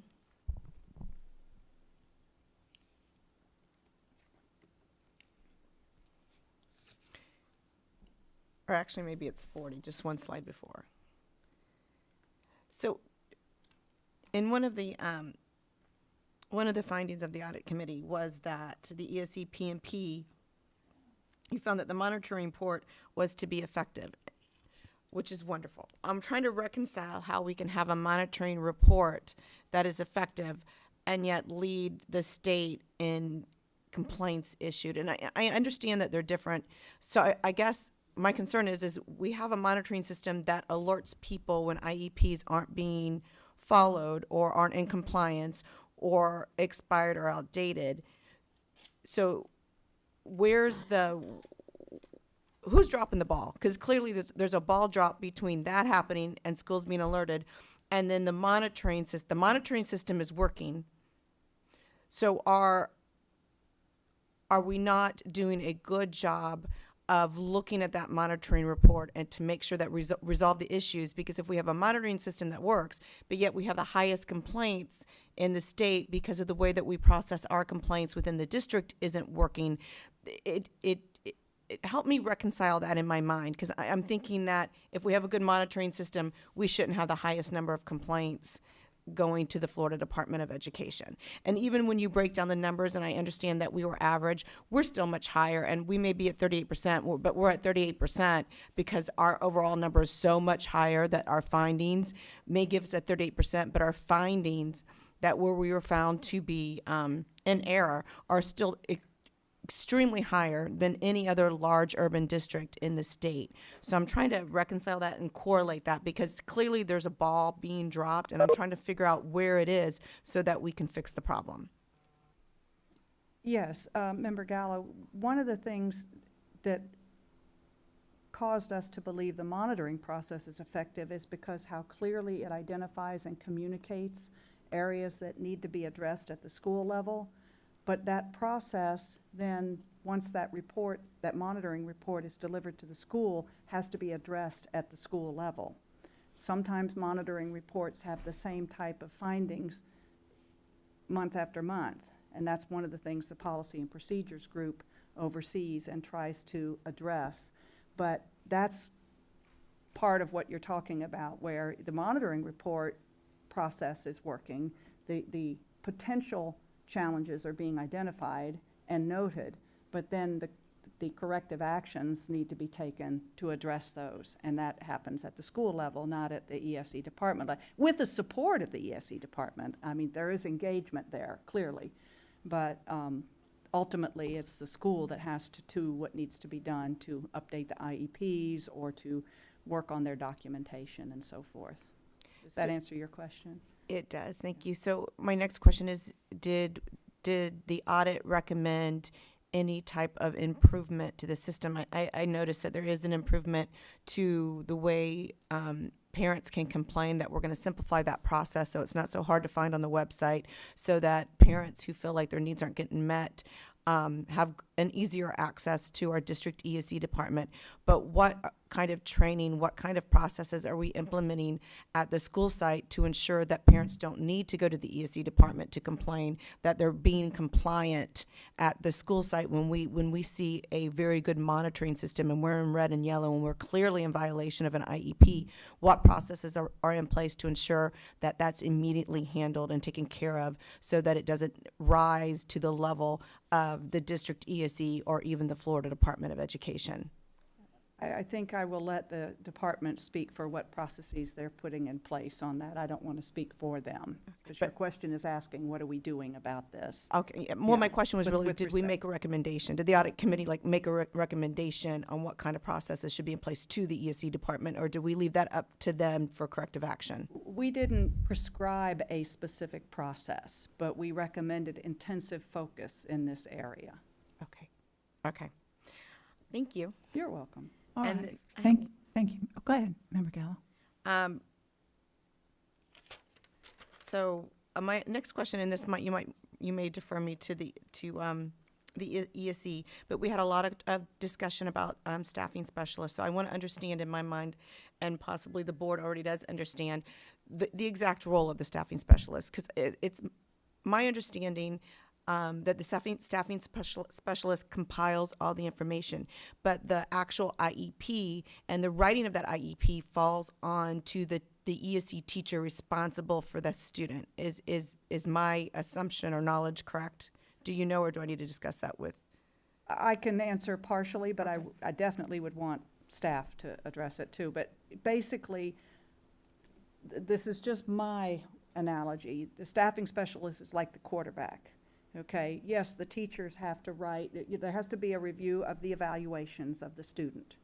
And then the teachers have to evaluate, or review that evaluation and write what they think is the appropriate way to address that so that the child gets their educational goals met.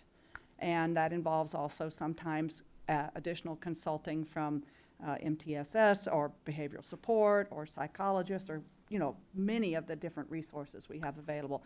And the staffing specialist makes sure that each of those individuals who needs to weigh in on that does so and pulls it all together in the documentation package so that it's going to meet the requirements of the regulators, excuse me.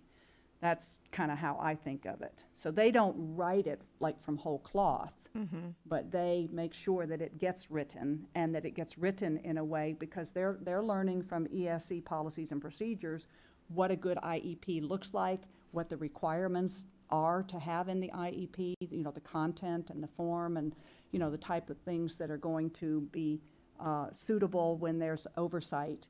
And so they're kind of filtering, there's a compliance role that they're doing, filtering what they're learning and the guidance they're getting about the regs with this interface with the educators. Is that, Yes. okay. And my final question is, it's very cumbersome on our ESE teachers, all the IEPs they have, especially in intensive units, and even in our regular ed classes who have ESE students that are required for the IEPs. Do we provide extra planning time or extra time for our ESE teachers or even regular teachers who are extremely already overwhelmed to complete those IEPs, or are they responsible for completing that during their planning period when they're trying to plan out their day and everything else? I would defer to staff on that. I can ask them when they come up. Thank you so much. To clarify on that, I was going to call on our next speaker, but I was anticipating that we would probably have a follow-up meeting. They're going to come now? Okay, thank you. Thank you. Vice Chair, you're recognized. Thank you, Chair. The findings in this section, I think, are so valuable. I think so. From the impression I'm getting from this and from the information you shared is, I feel like the struggles with our staffing specialists are at the heart of so many of the ESE issues that we hear about, from testing taking too long to meetings not happening fast enough for parents, to IEP compliance. All of these things I really do feel like could be resolved or handled better with more support, all these recommendations you made for our staffing specialists. Definitely for the streamlining of the paperwork, because that is definitely a huge issue. And I can actually see in my head walking by the staffing specialist office and always seeing them hunched over paperwork when I was in the schools. So I know that is a big issue, and that's what holds so much up in the schools. And as far as the compliance in the classroom, and I had talked to you about this, do we know how many of those IEPs, or how are we monitoring if those IEPs are getting followed in the classroom? Not the process of writing the IEPs, but once they're written, how well they're being followed in the classroom, because that's what we hear a lot from parents. So I think a lot of that could be helped with if our staffing specialists had more time to be in the classroom, helping teachers, observing classrooms, checking those, talking to teachers more. I don't know that they're even able to do that just because they are so overwhelmed with paperwork and testing. And so I have a question about, is there a possibility for us to possibly use some of our relief money to help either with, as they recommended, getting assistance for some of our staffing specialists to help with the paperwork load, or even to hire more staffing specialists and maybe more district support for staffing specialists, something to just solve this problem, because I really think that this issue is at the heart of so many of the other issues. And you know, kind of just to add a little more on that, I have a very good friend of mine that has a, you know, first child in school, kindergartner, a lot of issues, and very concerned. Supposed to be tested, hasn't gotten testing done, and you know, and it's obvious that, you know, the schools are overwhelmed with all the kids coming back, and you know, I try to explain that, but that doesn't make it any easier for a first-time mommy whose little boy is not doing well in kindergarten. And now we're in December, the year's halfway over, and looks like this child may not even make it out of kindergarten now. So I think that it's so much more than just statistics and compliance. This is kind of this is such a personal issue for so many families when it's your baby that is not getting either the services they need or not getting the testing that you so desperately need for your child on time. I think this is such an important issue. So, you know, I would love to know if there's something maybe we could do with our relief dollars to help. Thank you, Vice Chair. Is that a question that Dr. Jenkins, do you want to respond? Staff will respond to that as well. Yes, Okay, thank you. Okay, Member Gould.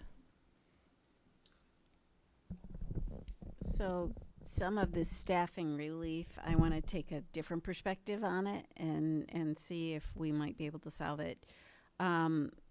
Certainly we have partnerships with CareerSource, but we have certification programs, or maybe could create a certification program for some of our students and our adult learners that might be able to do apprenticeships or internships to be part of that supporting components, and maybe have not only use our dollars but some outside job training dollars to help people get that, because certainly if we can get people through Google and Microsoft certifications, this would help them to apply those skills, get the experience that they might want to desire for training, and it would be a great pathway for many of our students to be able to get job access.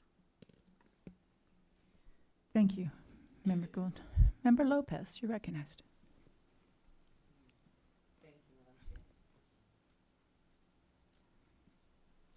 Thank you, Madam Chair. First of all, thank you for the presentation. I learned a lot today. I have a few questions. Do we have monitors included in this audit? Bus monitors? or Bus not? monitors? No. No, okay. I also want to thank you, the department, because every single time I call to follow up with the situation with the ESC students, I also, you know, I immediately have a response from Dr. Schuler, Ian, Abby. So I have to say that, you know, they're always running the extra mile to follow up with the concerns that I have in my district. Imagine if we have ESC plus an ESOL student, it's not that easy either. It's very challenging. And also, you know, I highly appreciate the parents that I know that are listening to this presentation, because even when they have ESC students, they still advocating not only for their children, but also for their friends of their children as well. And it's admirable. It's you know, the pandemic, it was very challenging. And I think that, you know, there's always space to grow, but, you know, we have to improve, you know. I always analyze myself, I have to improve in this, in that. So I think that this is the objective of the audit, to improve and be better and provide better services as well. Oh, I have a question on page 29 about the procedures. for substitution by classified employees that are manual and vary from school to school.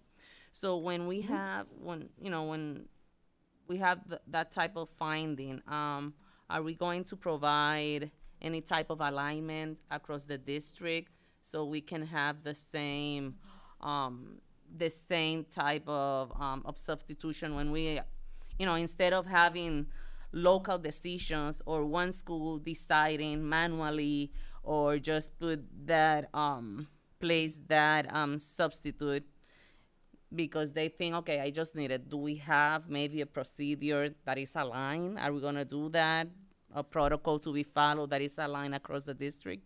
Well, our recommendation is that there be a standard procedure across the district, and that be developed and implemented uniformly throughout all of the schools. In terms of management, we didn't make a recommendation about who would make the decision. Right now, it's the school principal who gets to decide, when a substitute is needed and where to deploy that substitute. And we did not make any recommendations with regard to that particular aspect of it. But the procedures, which, as we said, are different, similar but different, and manual and so forth, we definitely recommend that they be standardized and that they be automated if possible, and that be uniform throughout the district. Okay, perfect. And also on page 41 about the OCPS complaints resulting in findings.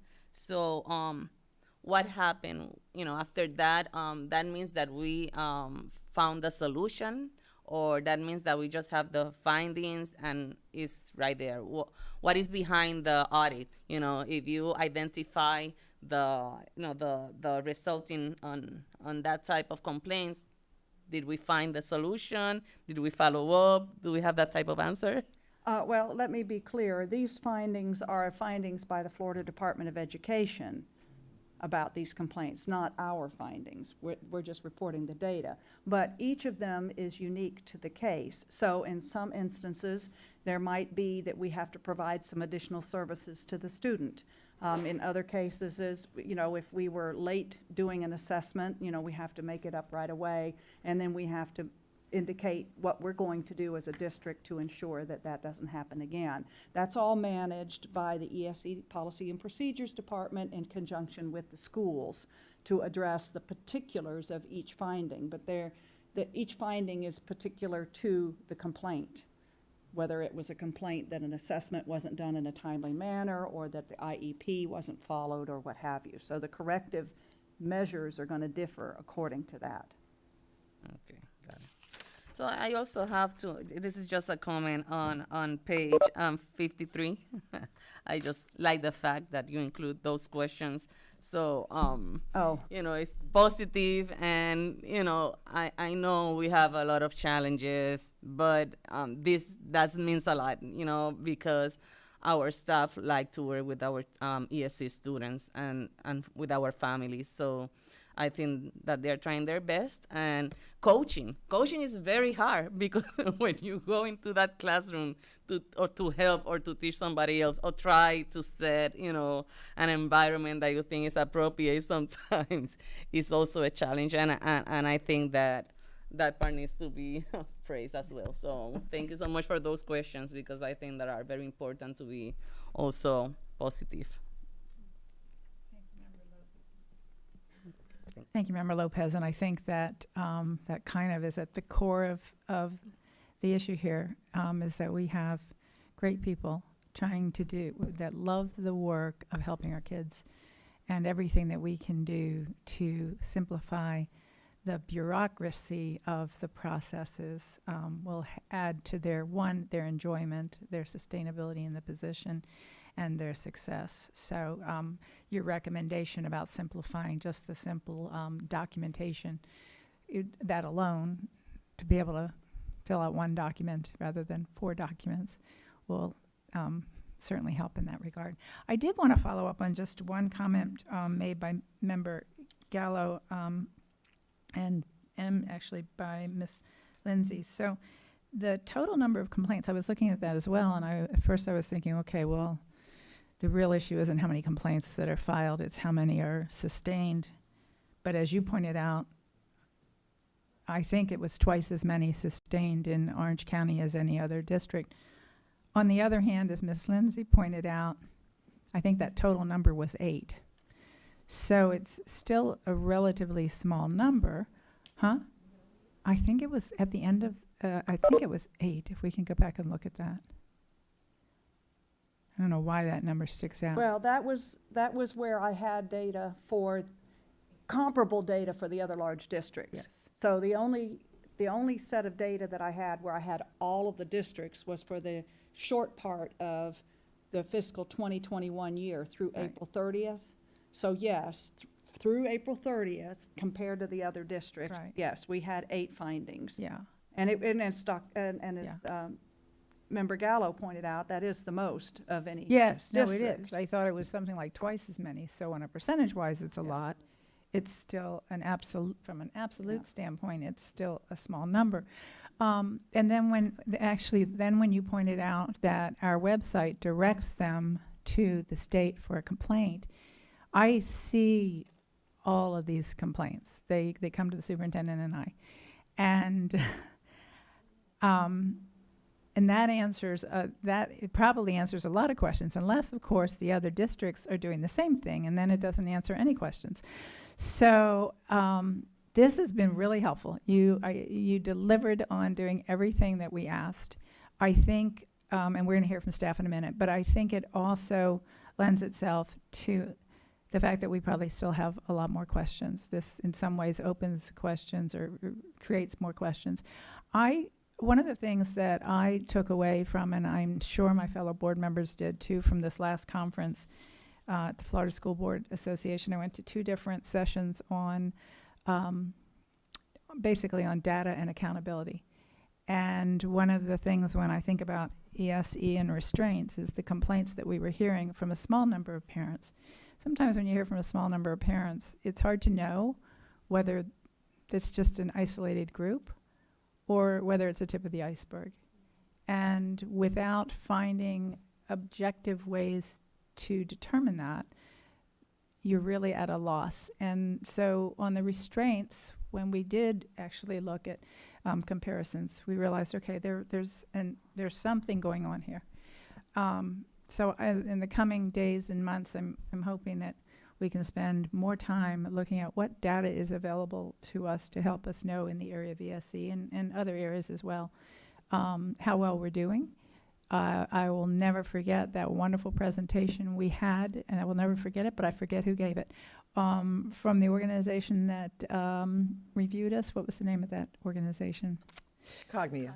Cognia. And our commitment to continuous improvement. And that is what has brought us so far, and it is the culture that will continue to carry us forward for the good of our students. So I think there's probably data out there regarding ESE performance that we're not currently looking at, and I would ask that we pursue that as well as a report back in the not too distant future on how we are doing in terms of delivering on this the district administration's responses. So let's hear now from staff. Is that appropriate, Dr. Jenkins? So, absolutely. So as Dr. Vasquez, Deputy Superintendent, and our Associate Superintendent for ESE are coming forward, let me make a couple of comments. First, commendations are due to Ms. Lindsay and her team for such a thorough job. Want to say, just for the sake of those who might be listening, it is an independent process. Ms. Lindsay is the board's internal auditor, and so an independent look is certainly appropriate. And as always, I'm impressed by how thorough her research is and the analytical expertise that she lends to the process, taking voluminous amounts of data and compiling them into a comprehensive report is certainly a skill and a talent to be commended. Secondly, I agree with what the chair just said. We are committed to continuous improvement, and so we relish the opportunity to not only respond to some of the questions, but to tell you what some of the plans are around that particular improvement. Thirdly, I have to say, because it was noted twice by Member Gallagher, and we may have someone from the audit committee listening, this report is from the audit department. So the audit committee are those individual volunteers who work with us on the audit committee, and if they're listening in, they think this is what they're going to be responsible for in the future, they may just have to resign, because this is not volunteer work. This is the audit department, not the audit committee. And then lastly, as noted, we have ESSER dollars that we can invest toward some of these concerns. I want to remind everyone that's a 3-year commitment. We are very hopeful as we invest that we will see opportunities in the future going forward, that that there will be other resources that we can invest as well. But ESSER dollars for the next 3 years, you will hear that we have some plans around that as well. Dr. Vasquez. Thank you, Dr. Jenkins. I will just make brief comments and then turn it over to Susan Abbey, who will provide you with responses to the audit findings as well as the proposed recommendations. The one thing I can say is that it's quite a complex venture that we are in. While we have made some initial changes, some of them significant, you know, that we reorganized the department this past summer. We added a specific team that would be working with schools, with our specialized units, going in, looking at IEPs, visiting the classrooms, and then providing support and training at that level, as well as identifying exemplar classrooms where we can send other teachers to be able to view what best practices look like in Orange County Public Schools. But we are extremely committed to improving our efforts to supporting our most fragile population. And that is going to take collaboration. It is not, as you see from the findings, the issues aren't at the district office alone or at a school level. And so the collaboration between the ESE department, the learning community, and the principal has already increased tremendously. Our area superintendents receive frequent information, reports and data from Susan Abbey and her team when they go out to visit, as well as when the area superintendents are walking classrooms. There is an intense focus in walking ESE classrooms where that may not have been the practice or as widespread as it is this year. And so I hope that you will see that the actions that we have taken right now, as well as what we plan to do, show our commitment to improving the supports to not only our students and teachers, but our families as well. Thank you. Good afternoon.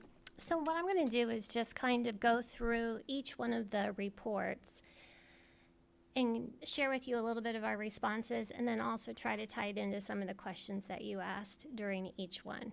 And before I start, I do want to thank Linda too for this. You know, moving into this as a new position, she was able to identify our areas of strength and opportunities for growth right off the bat. So she made my job a little bit easier right at the beginning, because that's usually the first thing we're doing. So thank you. Okay, so when we think about that first audit report about professional development, one of the things that we wanted to address right away is that we had a very clear-cut way to find a listing of all the PD opportunities that are out there for teachers and paras. And so this is on our Canvas site, and there is what we call a widget. It's an icon basically for teachers and paras to be able to go to. And in there, they will find things that are really a toolkit per se for all different types of areas of expertise. So there's a toolkit for autistic teachers that are teaching in that field. We have a toolkit for paraprofessionals, or ESE paraprofessionals. We have a toolkit for gifted, and then also information for the students that are on access points. In there, we also have self-paced courses. We also have live PD that we provide that's face-to-face, so they can see all of the opportunities for that. Anything that is self-paced, they can take it either during their duty day, which is what we want to be able to provide for them. Just some of the last trainings we've had in November, there was a couple different opportunities for ESE paraprofessionals to participate in. We've had about 6 or 7 different opportunities just in November alone. I did want to address a little bit about the opportunities for paras to be able to attend PD. That is difficult, what you were able to surface. I will tell you this summer, we, in the whole teaching and learning department, every department went to great lengths to provide different trainings to incorporate our paras into trainings that teachers were also attending, and this would be paid training. And we had a very low turnout of paras that wanted to come to that in the summertime for paid, and it was paid opportunity. So we're just going to continue to look for what means is it going to take for our paras to be able to attend training if summertime is not the ideal time. You know, perhaps it is after work or on the weekends, but these things have been offered, and we're just going to continue to refine them. I also wanted to let you know that we did an extensive summer institute this summer for our principals, and 100% of principals participated. And some of the things we talked about was that role of the staffing specialist and how critical it is not to have them also do extra duties. And so we addressed that with principals, and we also addressed how to really navigate parent concerns and staff concerns. We also talked about those monitoring reports that Linda shared with you, that on the surface those tools are really good tools, but if they get to the school and nothing is done with them, then we're kind of at a stopping point. So we exposed our principals to those tools. We gave them some best practices on what to do with those tools when they get them. For instance, the recommendation is that they're meeting with their staffing specialist every week to really talk about what's going on, any concerns that are happening, the monitoring report, and then how to fix things moving forward. So that's all new going on this year. We've also developed a parent outreach team. So we have a new senior admin and a program specialist that is working specifically with parent outreach. They're providing monthly workshops to our parents. They're also working with some of our external agencies like Project 10, Bright Feet, to really, to come together, to partner in things that we offer for our parents. We also have a toolkit that's online now on our website for parents that will be able to provide parents an opportunity to find resources and information. But on top of all of that, we also have a new parent support ticketing system. And I think you've heard a little bit about that from some of our other meetings. And this is a place where parents can go and submit questions or concerns, and we have a team that is ready to respond. And to date, as of Monday, we've had about 86 parent support tickets that have come in so far, and they've responded to all of them within 24 hours. And typically what happens when they come in, we either address them right on the spot or we direct them to the appropriate place. Some of the things they're asking are about preschool evaluations, how to request an evaluation for a current OCPS student. They're asking questions about school choice, students that are going to be moving into the area, and how to get more information about the programs that we offer. So those are some of the things that we're working on now with that. And then also in the audit report, talked a little bit about surveys from trainings that we provide. And we implemented right away a survey that we give in our department to all participants that go through training, and it's an anonymous survey, because we're really trying to get at, was this training a valuable use of your time, and was it relevant to your role? And also, how likely are you going to implement your learning? And we do this for people to respond anonymously, so we hope that we get honest feedback. So what the team has been doing with that is each team in ESE then evaluates that and synthesizes that information. They look for trends, patterns to then change their training moving forward. And then we have a tracking system now for PD. I know that it was talked about that there were some records that went unfound.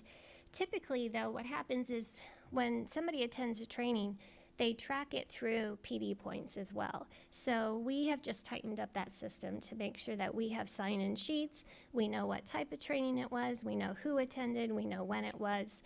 And so we've created that in a Google type document. And so the team is pretty tight on that now across the board. So that's one area. Looking at your questions that you asked.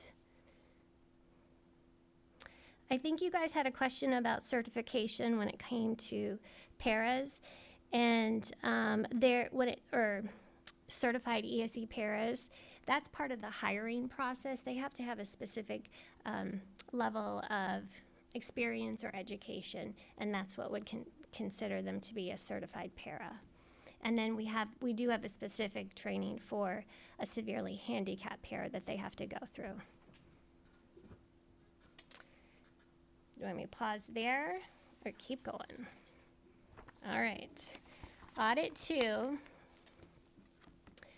This, we shared this whole report with area superintendents back in August and then they shared that with their principals during a principals meeting. And school principals were asked to submit a monitoring plan that would monitor their leave of absences that are being entered in a timely manner. And so area soups are monitoring that piece of it. School principals were also asked to submit a plan for monitoring that the classified employees who receive the supplement for covering for teachers when they're out, so each school had to respond to what their plan was for that. And then also to keep the certificates for those substitutes who take that class in order to get the extra pay when they sub. They have to have those certificates on file. So each school had to submit how they were keeping up with that. And that's all handled through, monitored through the area soups.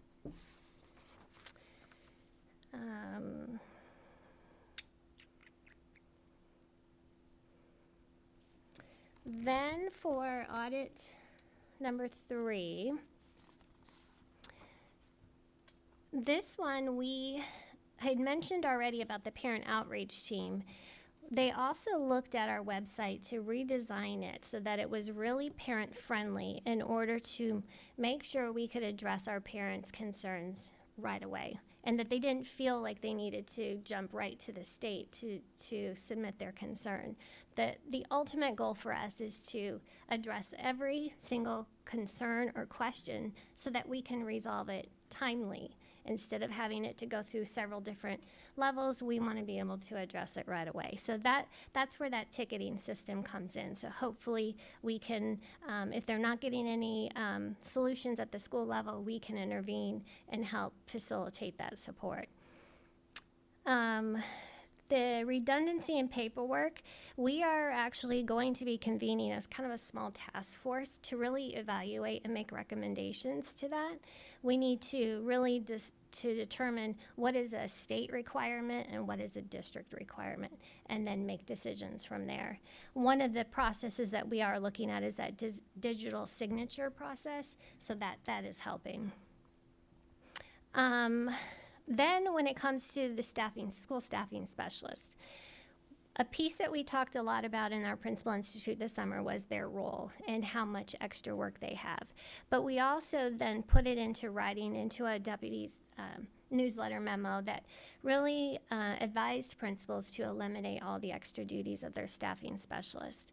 And then recently we were able to use money to increase the staffing specialist allocations at schools. So schools that generated 0 staffing specialists from their formula will now receive a 0.5 allocation. Schools that had 0.5 allocation will now be bumped up to a full staffing allocation, and then schools that have a full staffing specialist allocation, we are writing an amendment to give them a school clerk for those schools. So that's recent, and that's so far has been good news for schools. We are also looking at the responses from the school staffing specialist and going through each one of those and looking at areas to really kind of fine tune for them. One of the things that the team did is to streamline some of the reporting structures from our district staffing specialist, reporting in a very clear line from our district staffing specialist to our program specialist, senior admins to director and program principal on assignment. So,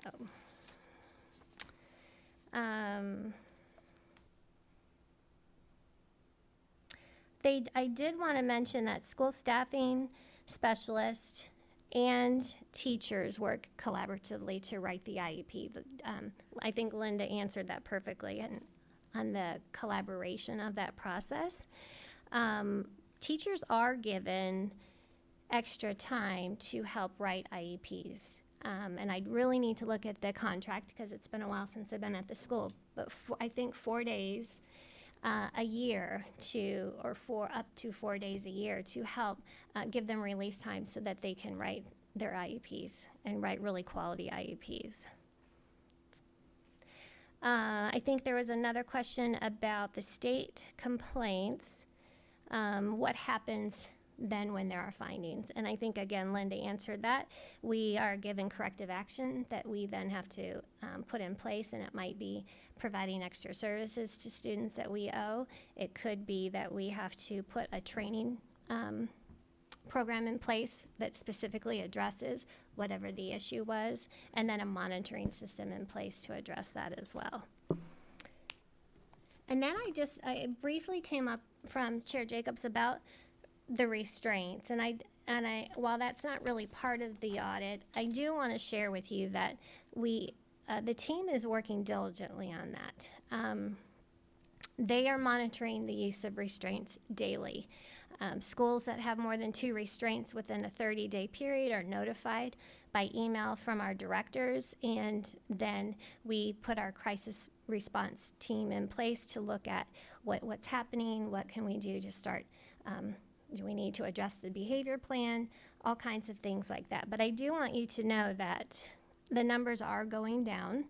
The total number of incidences of restraints for this school year has actually decreased by 49.4% from 162 from August to November from 2020 to 82 this year from August to November.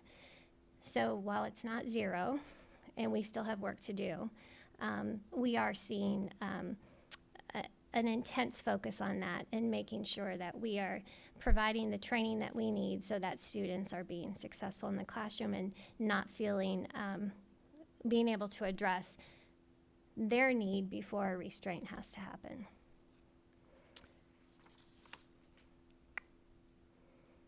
And then Dr. Vasquez briefly mentioned a new team, the Instructional Support Resolution Team that's in place, and that's made up of 5 people. And they have about 20 pilot schools that they're working with, and they are going in and looking at how to support what's happening in self-contained classrooms. They're looking at supporting school staffing specialists when they're brand new. They're looking at some of the support facilitation training and the programs that are going on in schools. They then reach out to other departments to collaborate on what opportunities to provide for training. They meet with the principal to inform the principal of what they have seen going on in the school, to then work collaboratively to make sure that those needs are being addressed. Okay. All right. Well, I'm going to open before I take questions, but just to comment that I'm pleased to see all the movement already taking place. And it makes me feel very good about the interest of the board and the insistence on having an audit and the results of the audit and the wonderful attitude that you and the superintendent and the team are bringing to the needs of our ESE students. So thank you. Member Gallo. Thank you, Madam Chair, and I'll just echo your sentiments. Thank you so much. You know, when you know better, you do better. And we asked for the audit because we knew that we had some issues that need to be tackled. The audit found that we had issues that need to be tackled, and we've been proactive and transparent in how we handle those issues. And that's one of our market differentiators, because the stakeholders are our parents, and we're responsible for them, and we're responsible to educate the students. And when we were in Tampa for the FSBA conference, I think the most thing that resonated with me out of everything that we learned was someone says, what is your job as a board? And we're all looking at each other, and multiple things are going through our mind. And he says, your only job is to improve student outcomes. That's our only job. We are here to improve student outcomes. We are here to make sure that students learn, that they're successful, that they go out into a skilled workforce and are productive, kind humans. And no child should be left out of that. And I think that this goes a long way in making sure that we're meeting the needs of all of our students. So I just want to stay with that. You know, we all pick up the one or two things that we learned from FSBA, and that was mine. I have one job, so I can really narrow, I can tailor it to one job. Okay, so I do have some questions. For the pairs, I understand that we've offered them paid training, and it's a summer. Some of them are, like, especially with COVID and the pandemic, were extremely burnt out. So I don't know if within the dollars that we have, we can offer even more of an incentive to get them to take this training, because it's very important that they are trained. The higher level of training we have for our pairs and our teachers, the less issues we're going to have in a classroom, the less needs for restraints, the less behavioral issues that we'll have, which is why that's so important. So I didn't know if we could offer some other form of incentive to get them to take that training that might just kind of dangle the carrot a little bit more. And I know that we have a huge shortage of paras and ESE teachers. We've taken behavior specialists and we moved them in the classroom due to vacancies. And I understand we're doing the best that we can to make sure that we have our classrooms filled and that our students have a qualified teacher in front of them. But whenever we pull our behavior specialists out of an environment or out of the job that they're intended to do, we're hurting another child that may need those services or those interventions. So I didn't know what plan we had put in place. Again, whether it's an incentive, and I'm not going to get into bargaining because Dr. Jenkins is going to start looking my way. But if there's something that we can do, we know where we have a shortage. We know why we have a shortage. So are we putting together a plan or incentive plan? Are we talking to OSPA to try to fix that shortage, to incentivize ESE teachers and paras to come back into our classroom so that we could alleviate the need to put our behavioral specialists into a classroom, because we really need them, especially coming out of COVID. Our behavioral issues, not just with our ESE students, but across the board, we're seeing behavioral issues with our students. We've got kids in trauma, and we need them in the classrooms, making sure that our children's needs are being met. So I just didn't know if we were, So let me recognize Dr. Jenkins. Yes. Yes, we are in discussion with the union. Okay. Thank you. And she was looking at you before you said she was going to start Because looking I knew at you, by the way. I was walking that line. I tried to be good. At least you know when you're not. Well, It's progress, right? well, yeah. And sometimes I know and I go for it anyways. That's what try I to be good. mean, but still, Yeah. it's progress.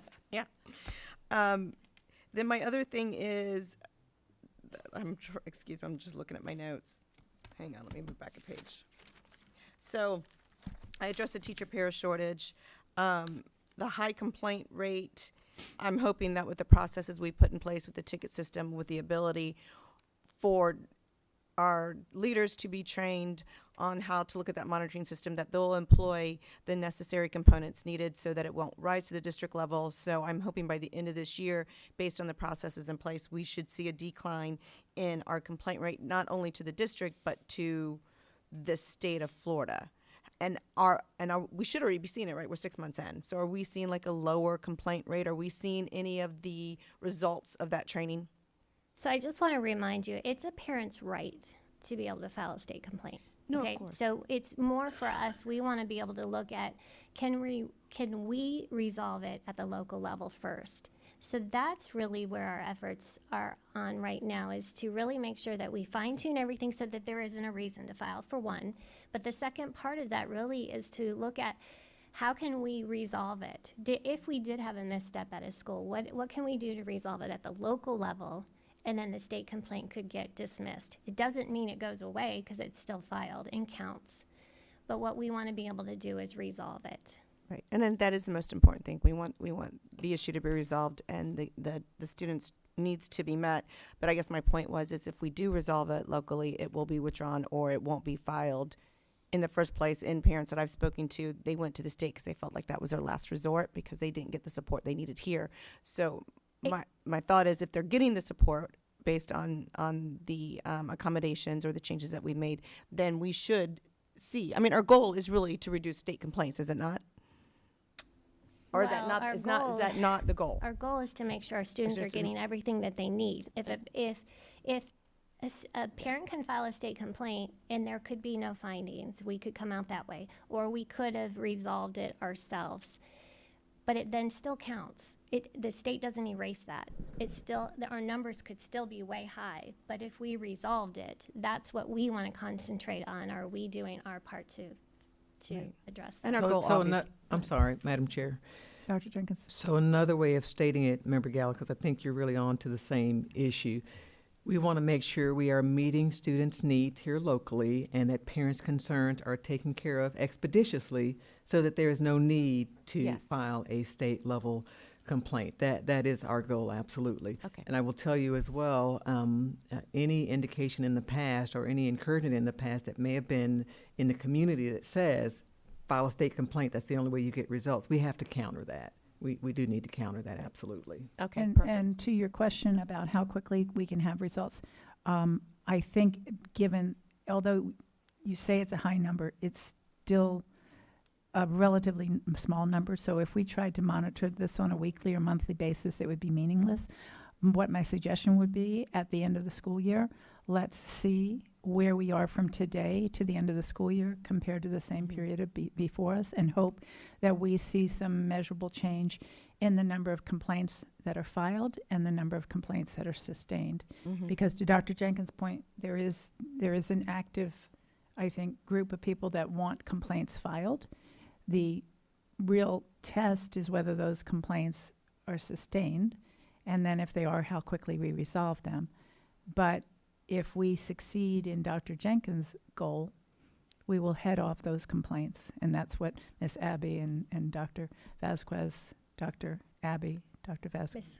Okay, well, I always don't want to credential anyone. So I think unless Dr. Vasquez, Dr. Jenkins, you have a different opinion, end of the school year, a good measurement? Yes, we can Okay. look at that, because it is going to take time for, first of all, the processes to not only be in place, but for parents to also be aware of it. And for those families that feel they need to file a state complaint, it is their right. We also need time to be able to rebuild that trust and help them understand that we really do have a vested interest and we want to collaborate and we want to solve the problems locally. Excellent. Perfect way of putting it. Yes. Member And- Gallo, back to you, and I apologize for the interruption. No, you're fine. Thank you so much. And thank you, Dr. Vasquez, because that was exactly the point I was trying to make. I understand it takes time, and it is a group of people, but if we earn their trust back and they understand that we're going to meet the needs of their children expeditiously, then we do resolve it locally. And then everybody wins because the child wins, the parents are happy. And it's a good thing. So the next thing is the collaboration PLCs. And I'd like two things. Number one is, I know that we've been doing roundtables with our EAC parents around the district.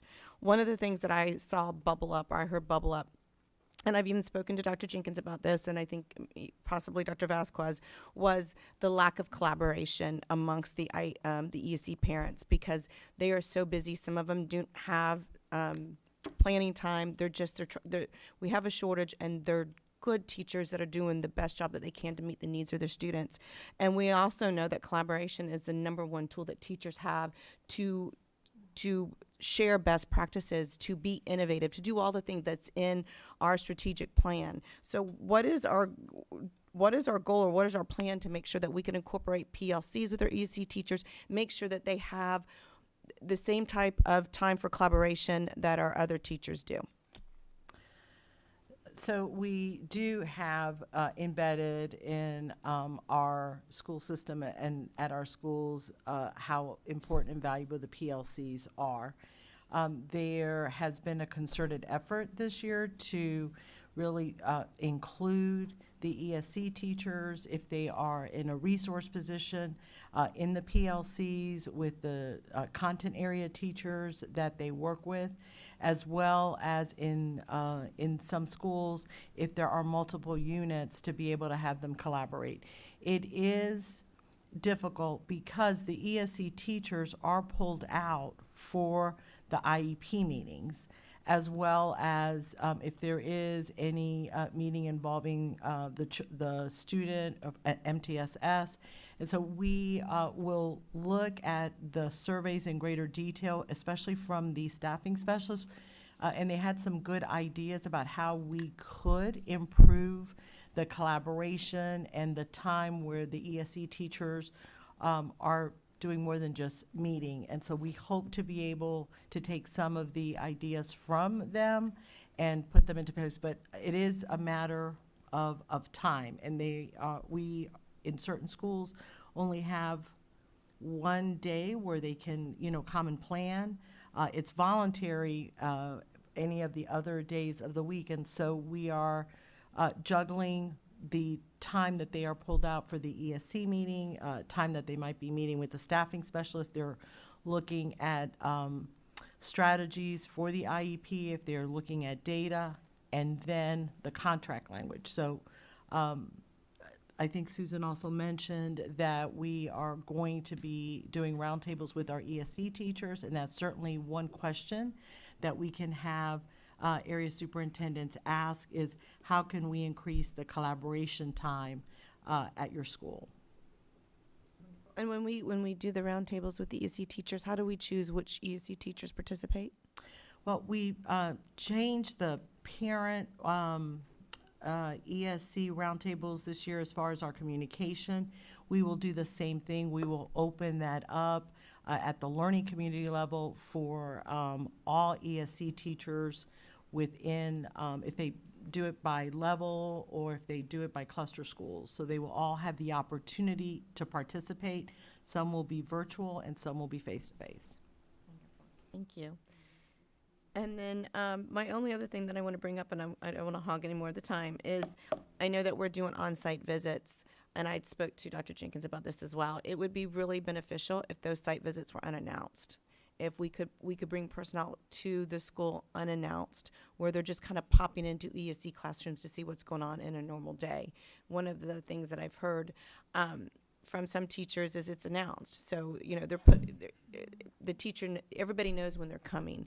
And if we're going to get really accurate information, we need to show up unannounced so we can truly see what's happening in the classroom. So that would be my recommendation, and it was a recommendation from teachers. So again, I want to say that I appreciate everything that the ESC department's done, that the audit department has done, and I think that we're headed in the right direction, and I'm excited about where we're going. So thank you all for your hard work.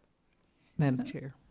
Yes, Dr. Jenkins. Thank you. Just a quick comment. I wanted to acknowledge Member Gallo did bring me some concerns that she had heard, and we talked about those. Want to make sure we dispel one particular rumor that the roundtables were somehow loaded with those who were only going to say positive things. And we looked at the information, and some of the same feedback that Member Gallo had received was in the roundtables from the teachers. So there was not a loaded meeting and only principal approved meetings or teachers participating in those meetings because they had some of the exact same criticisms. So we know what areas we need to work on around resources available, around personnel and staffing. Just wanted to publicly say that feedback was extremely helpful from Member Gallo because it matched what area superintendents were hearing from the roundtables as well. And I think her point around more random visits or unannounced visits, it's extremely helpful. I certainly support that as well. Wanted to acknowledge what she's mentioned. We did have discussions around, and I couldn't help but mention the roundtables had the same complaints or concerns. Our teachers were not hesitant in those roundtables to share where they had needs. Wonderful. Thank you for that. Member Gallo, before we move on to the next board members, you said you didn't want to hog all the time, so I don't know if you have additional questions. I do want to say that I have no doubt that this whole board takes the issue of our ESC students, their performance, accommodating their needs, extremely serious. I think all of us share that same deep commitment. I do think on this issue, you've taken a tremendous leadership role, so I want to make sure if you have additional questions, that we hear them now, okay? I appreciate that. And the only one that I have, and it's more of a, I'm trying to recollect, we had a workshop in January on ESE. And in that workshop, there was a survey mentioned that we did a teacher survey. And I don't think we had the results from that survey. Am I remembering this correctly? And we were supposed to get those results given to us, and I can't remember if we received them. And the only reason I'm asking is that might be good information, or I'm hoping that we're looking at that information of that survey to incorporate it as we go through and make changes and the needed changes that we made. But no, everybody, I'm not. As kind of a baseline. Yeah. That would be really helpful. Like a but I don't kind of a remember it. baseline, and it was like January 12th, and I can go back and pull, Okay. but I remembered Dr. Vasquez saying, we didn't intentionally leave it out, but memory, it's we're in December, so my memory's not so good. So my memory right now is probably worse than Okay. yours. And so if you, I'll go back and see in my I'll notes. send you Because I'm not, the survey that's coming to mind is the one that we do through, as part of our strategic plan, where we do have specific questions, and we survey the parents, the students, and the teachers. And so I will have to go back and see what survey we may have done in January, because it's not coming to mind right away.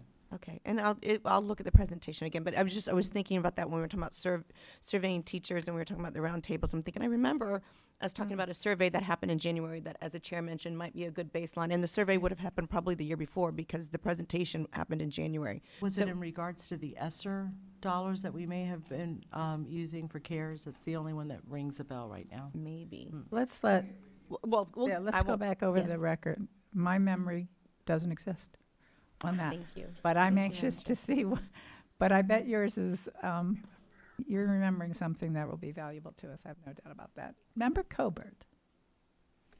Thank you, Chair. So I essentially want to say thank you, because this is an area that has been of concern to the entire board. I also thank Member Gallo for taking the lead on this. She gets like a dog with a bone on something she cares deeply about. So I appreciate that. We wanted to do this because we were not afraid to shine a bright white light on where we might have deficiencies, and because we care about serving all of our children deeply.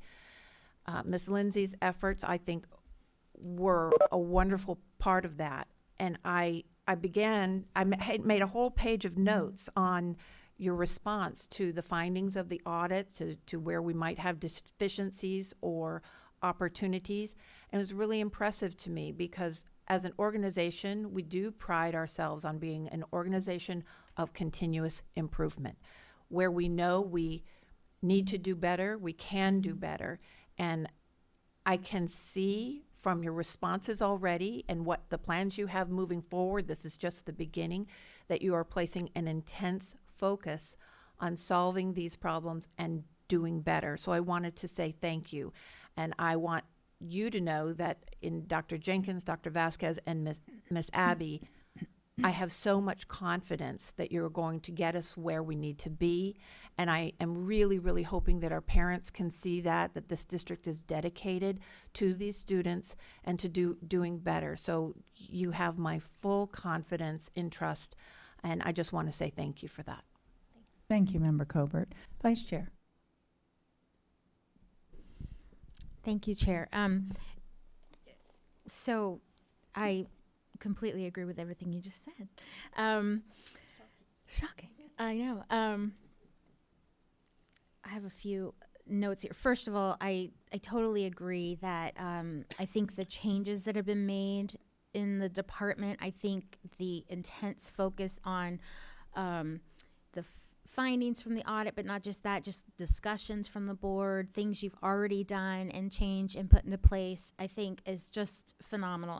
I loved hearing about all of it. I went on the website, I checked out the ticket system, which I was so thrilled to hear that 24 hours, like that's amazing. So, cause that was one of my questions. How long does this take? What's the turnaround time? So that's good news.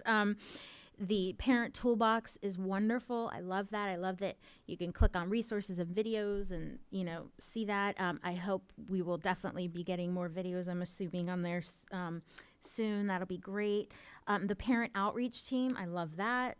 I know one thing you guys were doing, I want to say it was last year, you were talking about this a little bit, about modeling classrooms that are doing really well, doing good jobs, modeling them for other teachers. I think at some point last year you were doing these videos, like spotlight classrooms or something. It seems like I remember this from maybe when we were in COVID, I don't know, of these certain ESC classrooms and some neat things they were doing, and those were, I think they were for teachers to be able to see, and I just thought that was really neat at the time. So I always think that's a neat idea if they can, in their morning emails see a cool video of a classroom doing something neat. That's always good.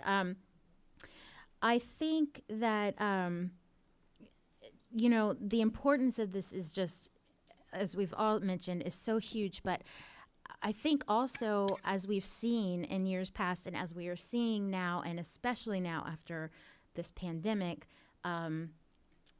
this population is growing and growing and growing, and it's not going to slow down anytime soon.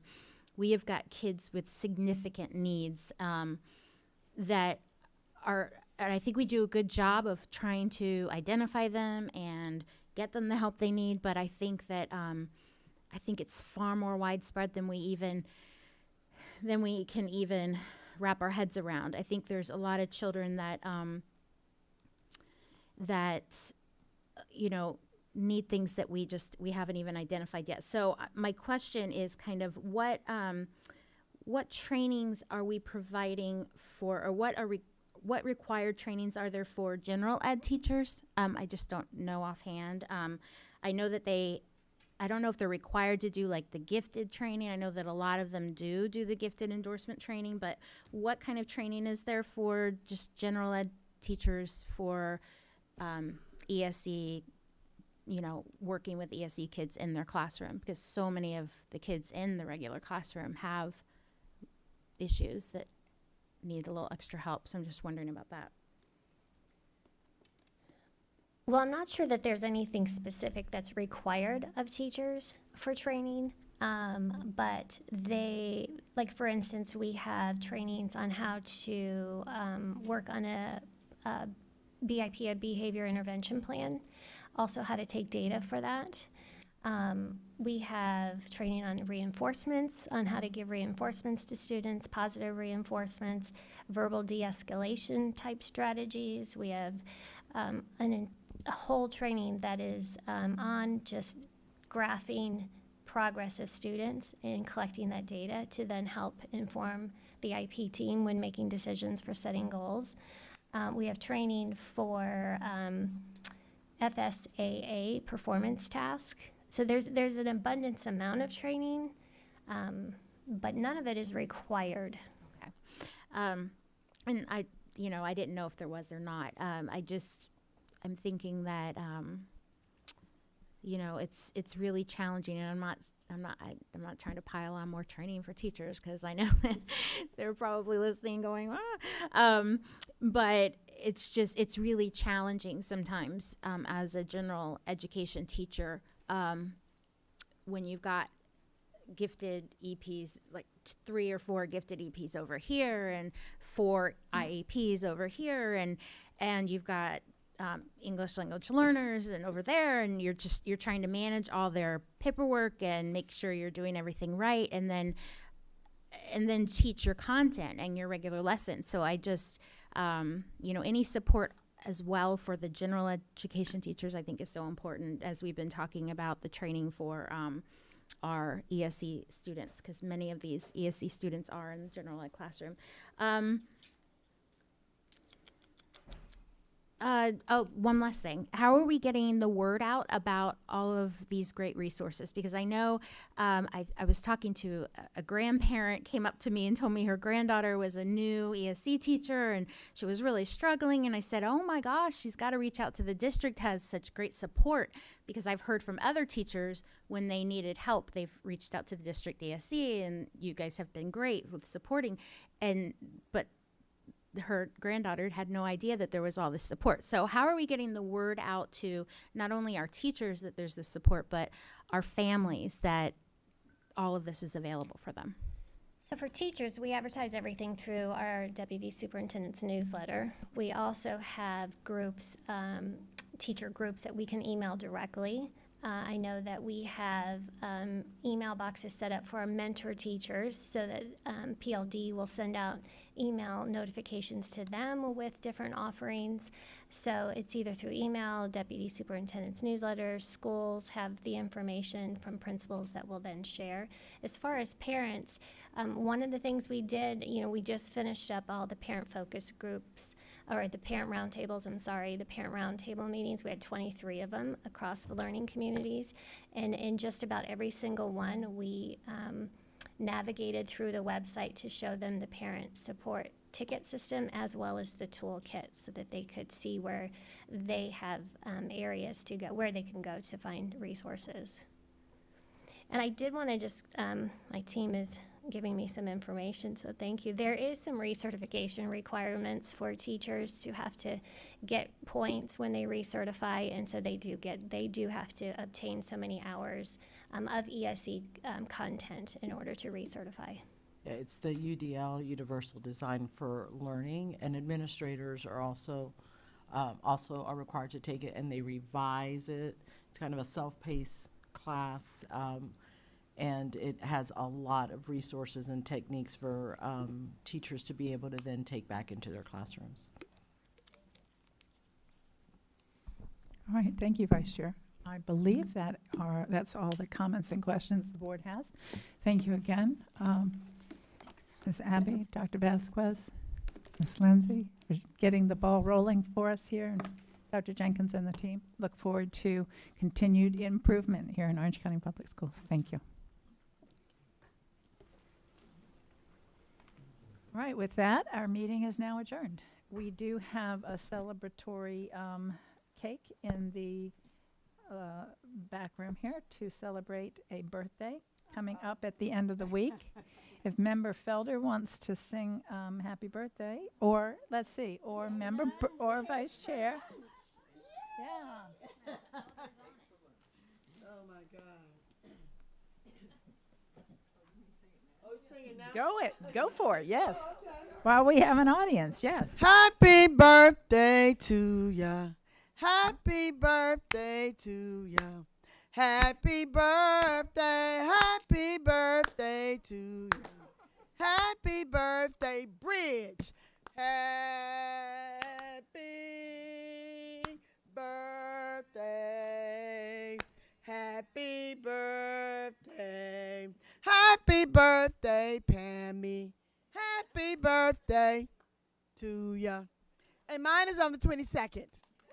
All right. That's why I love her so much. Nice She's a job. December baby. December baby. Nice job. Thank you. Thank you for Nice that. job. That was probably the most fun happy Right? birthday I've ever had. I know, right?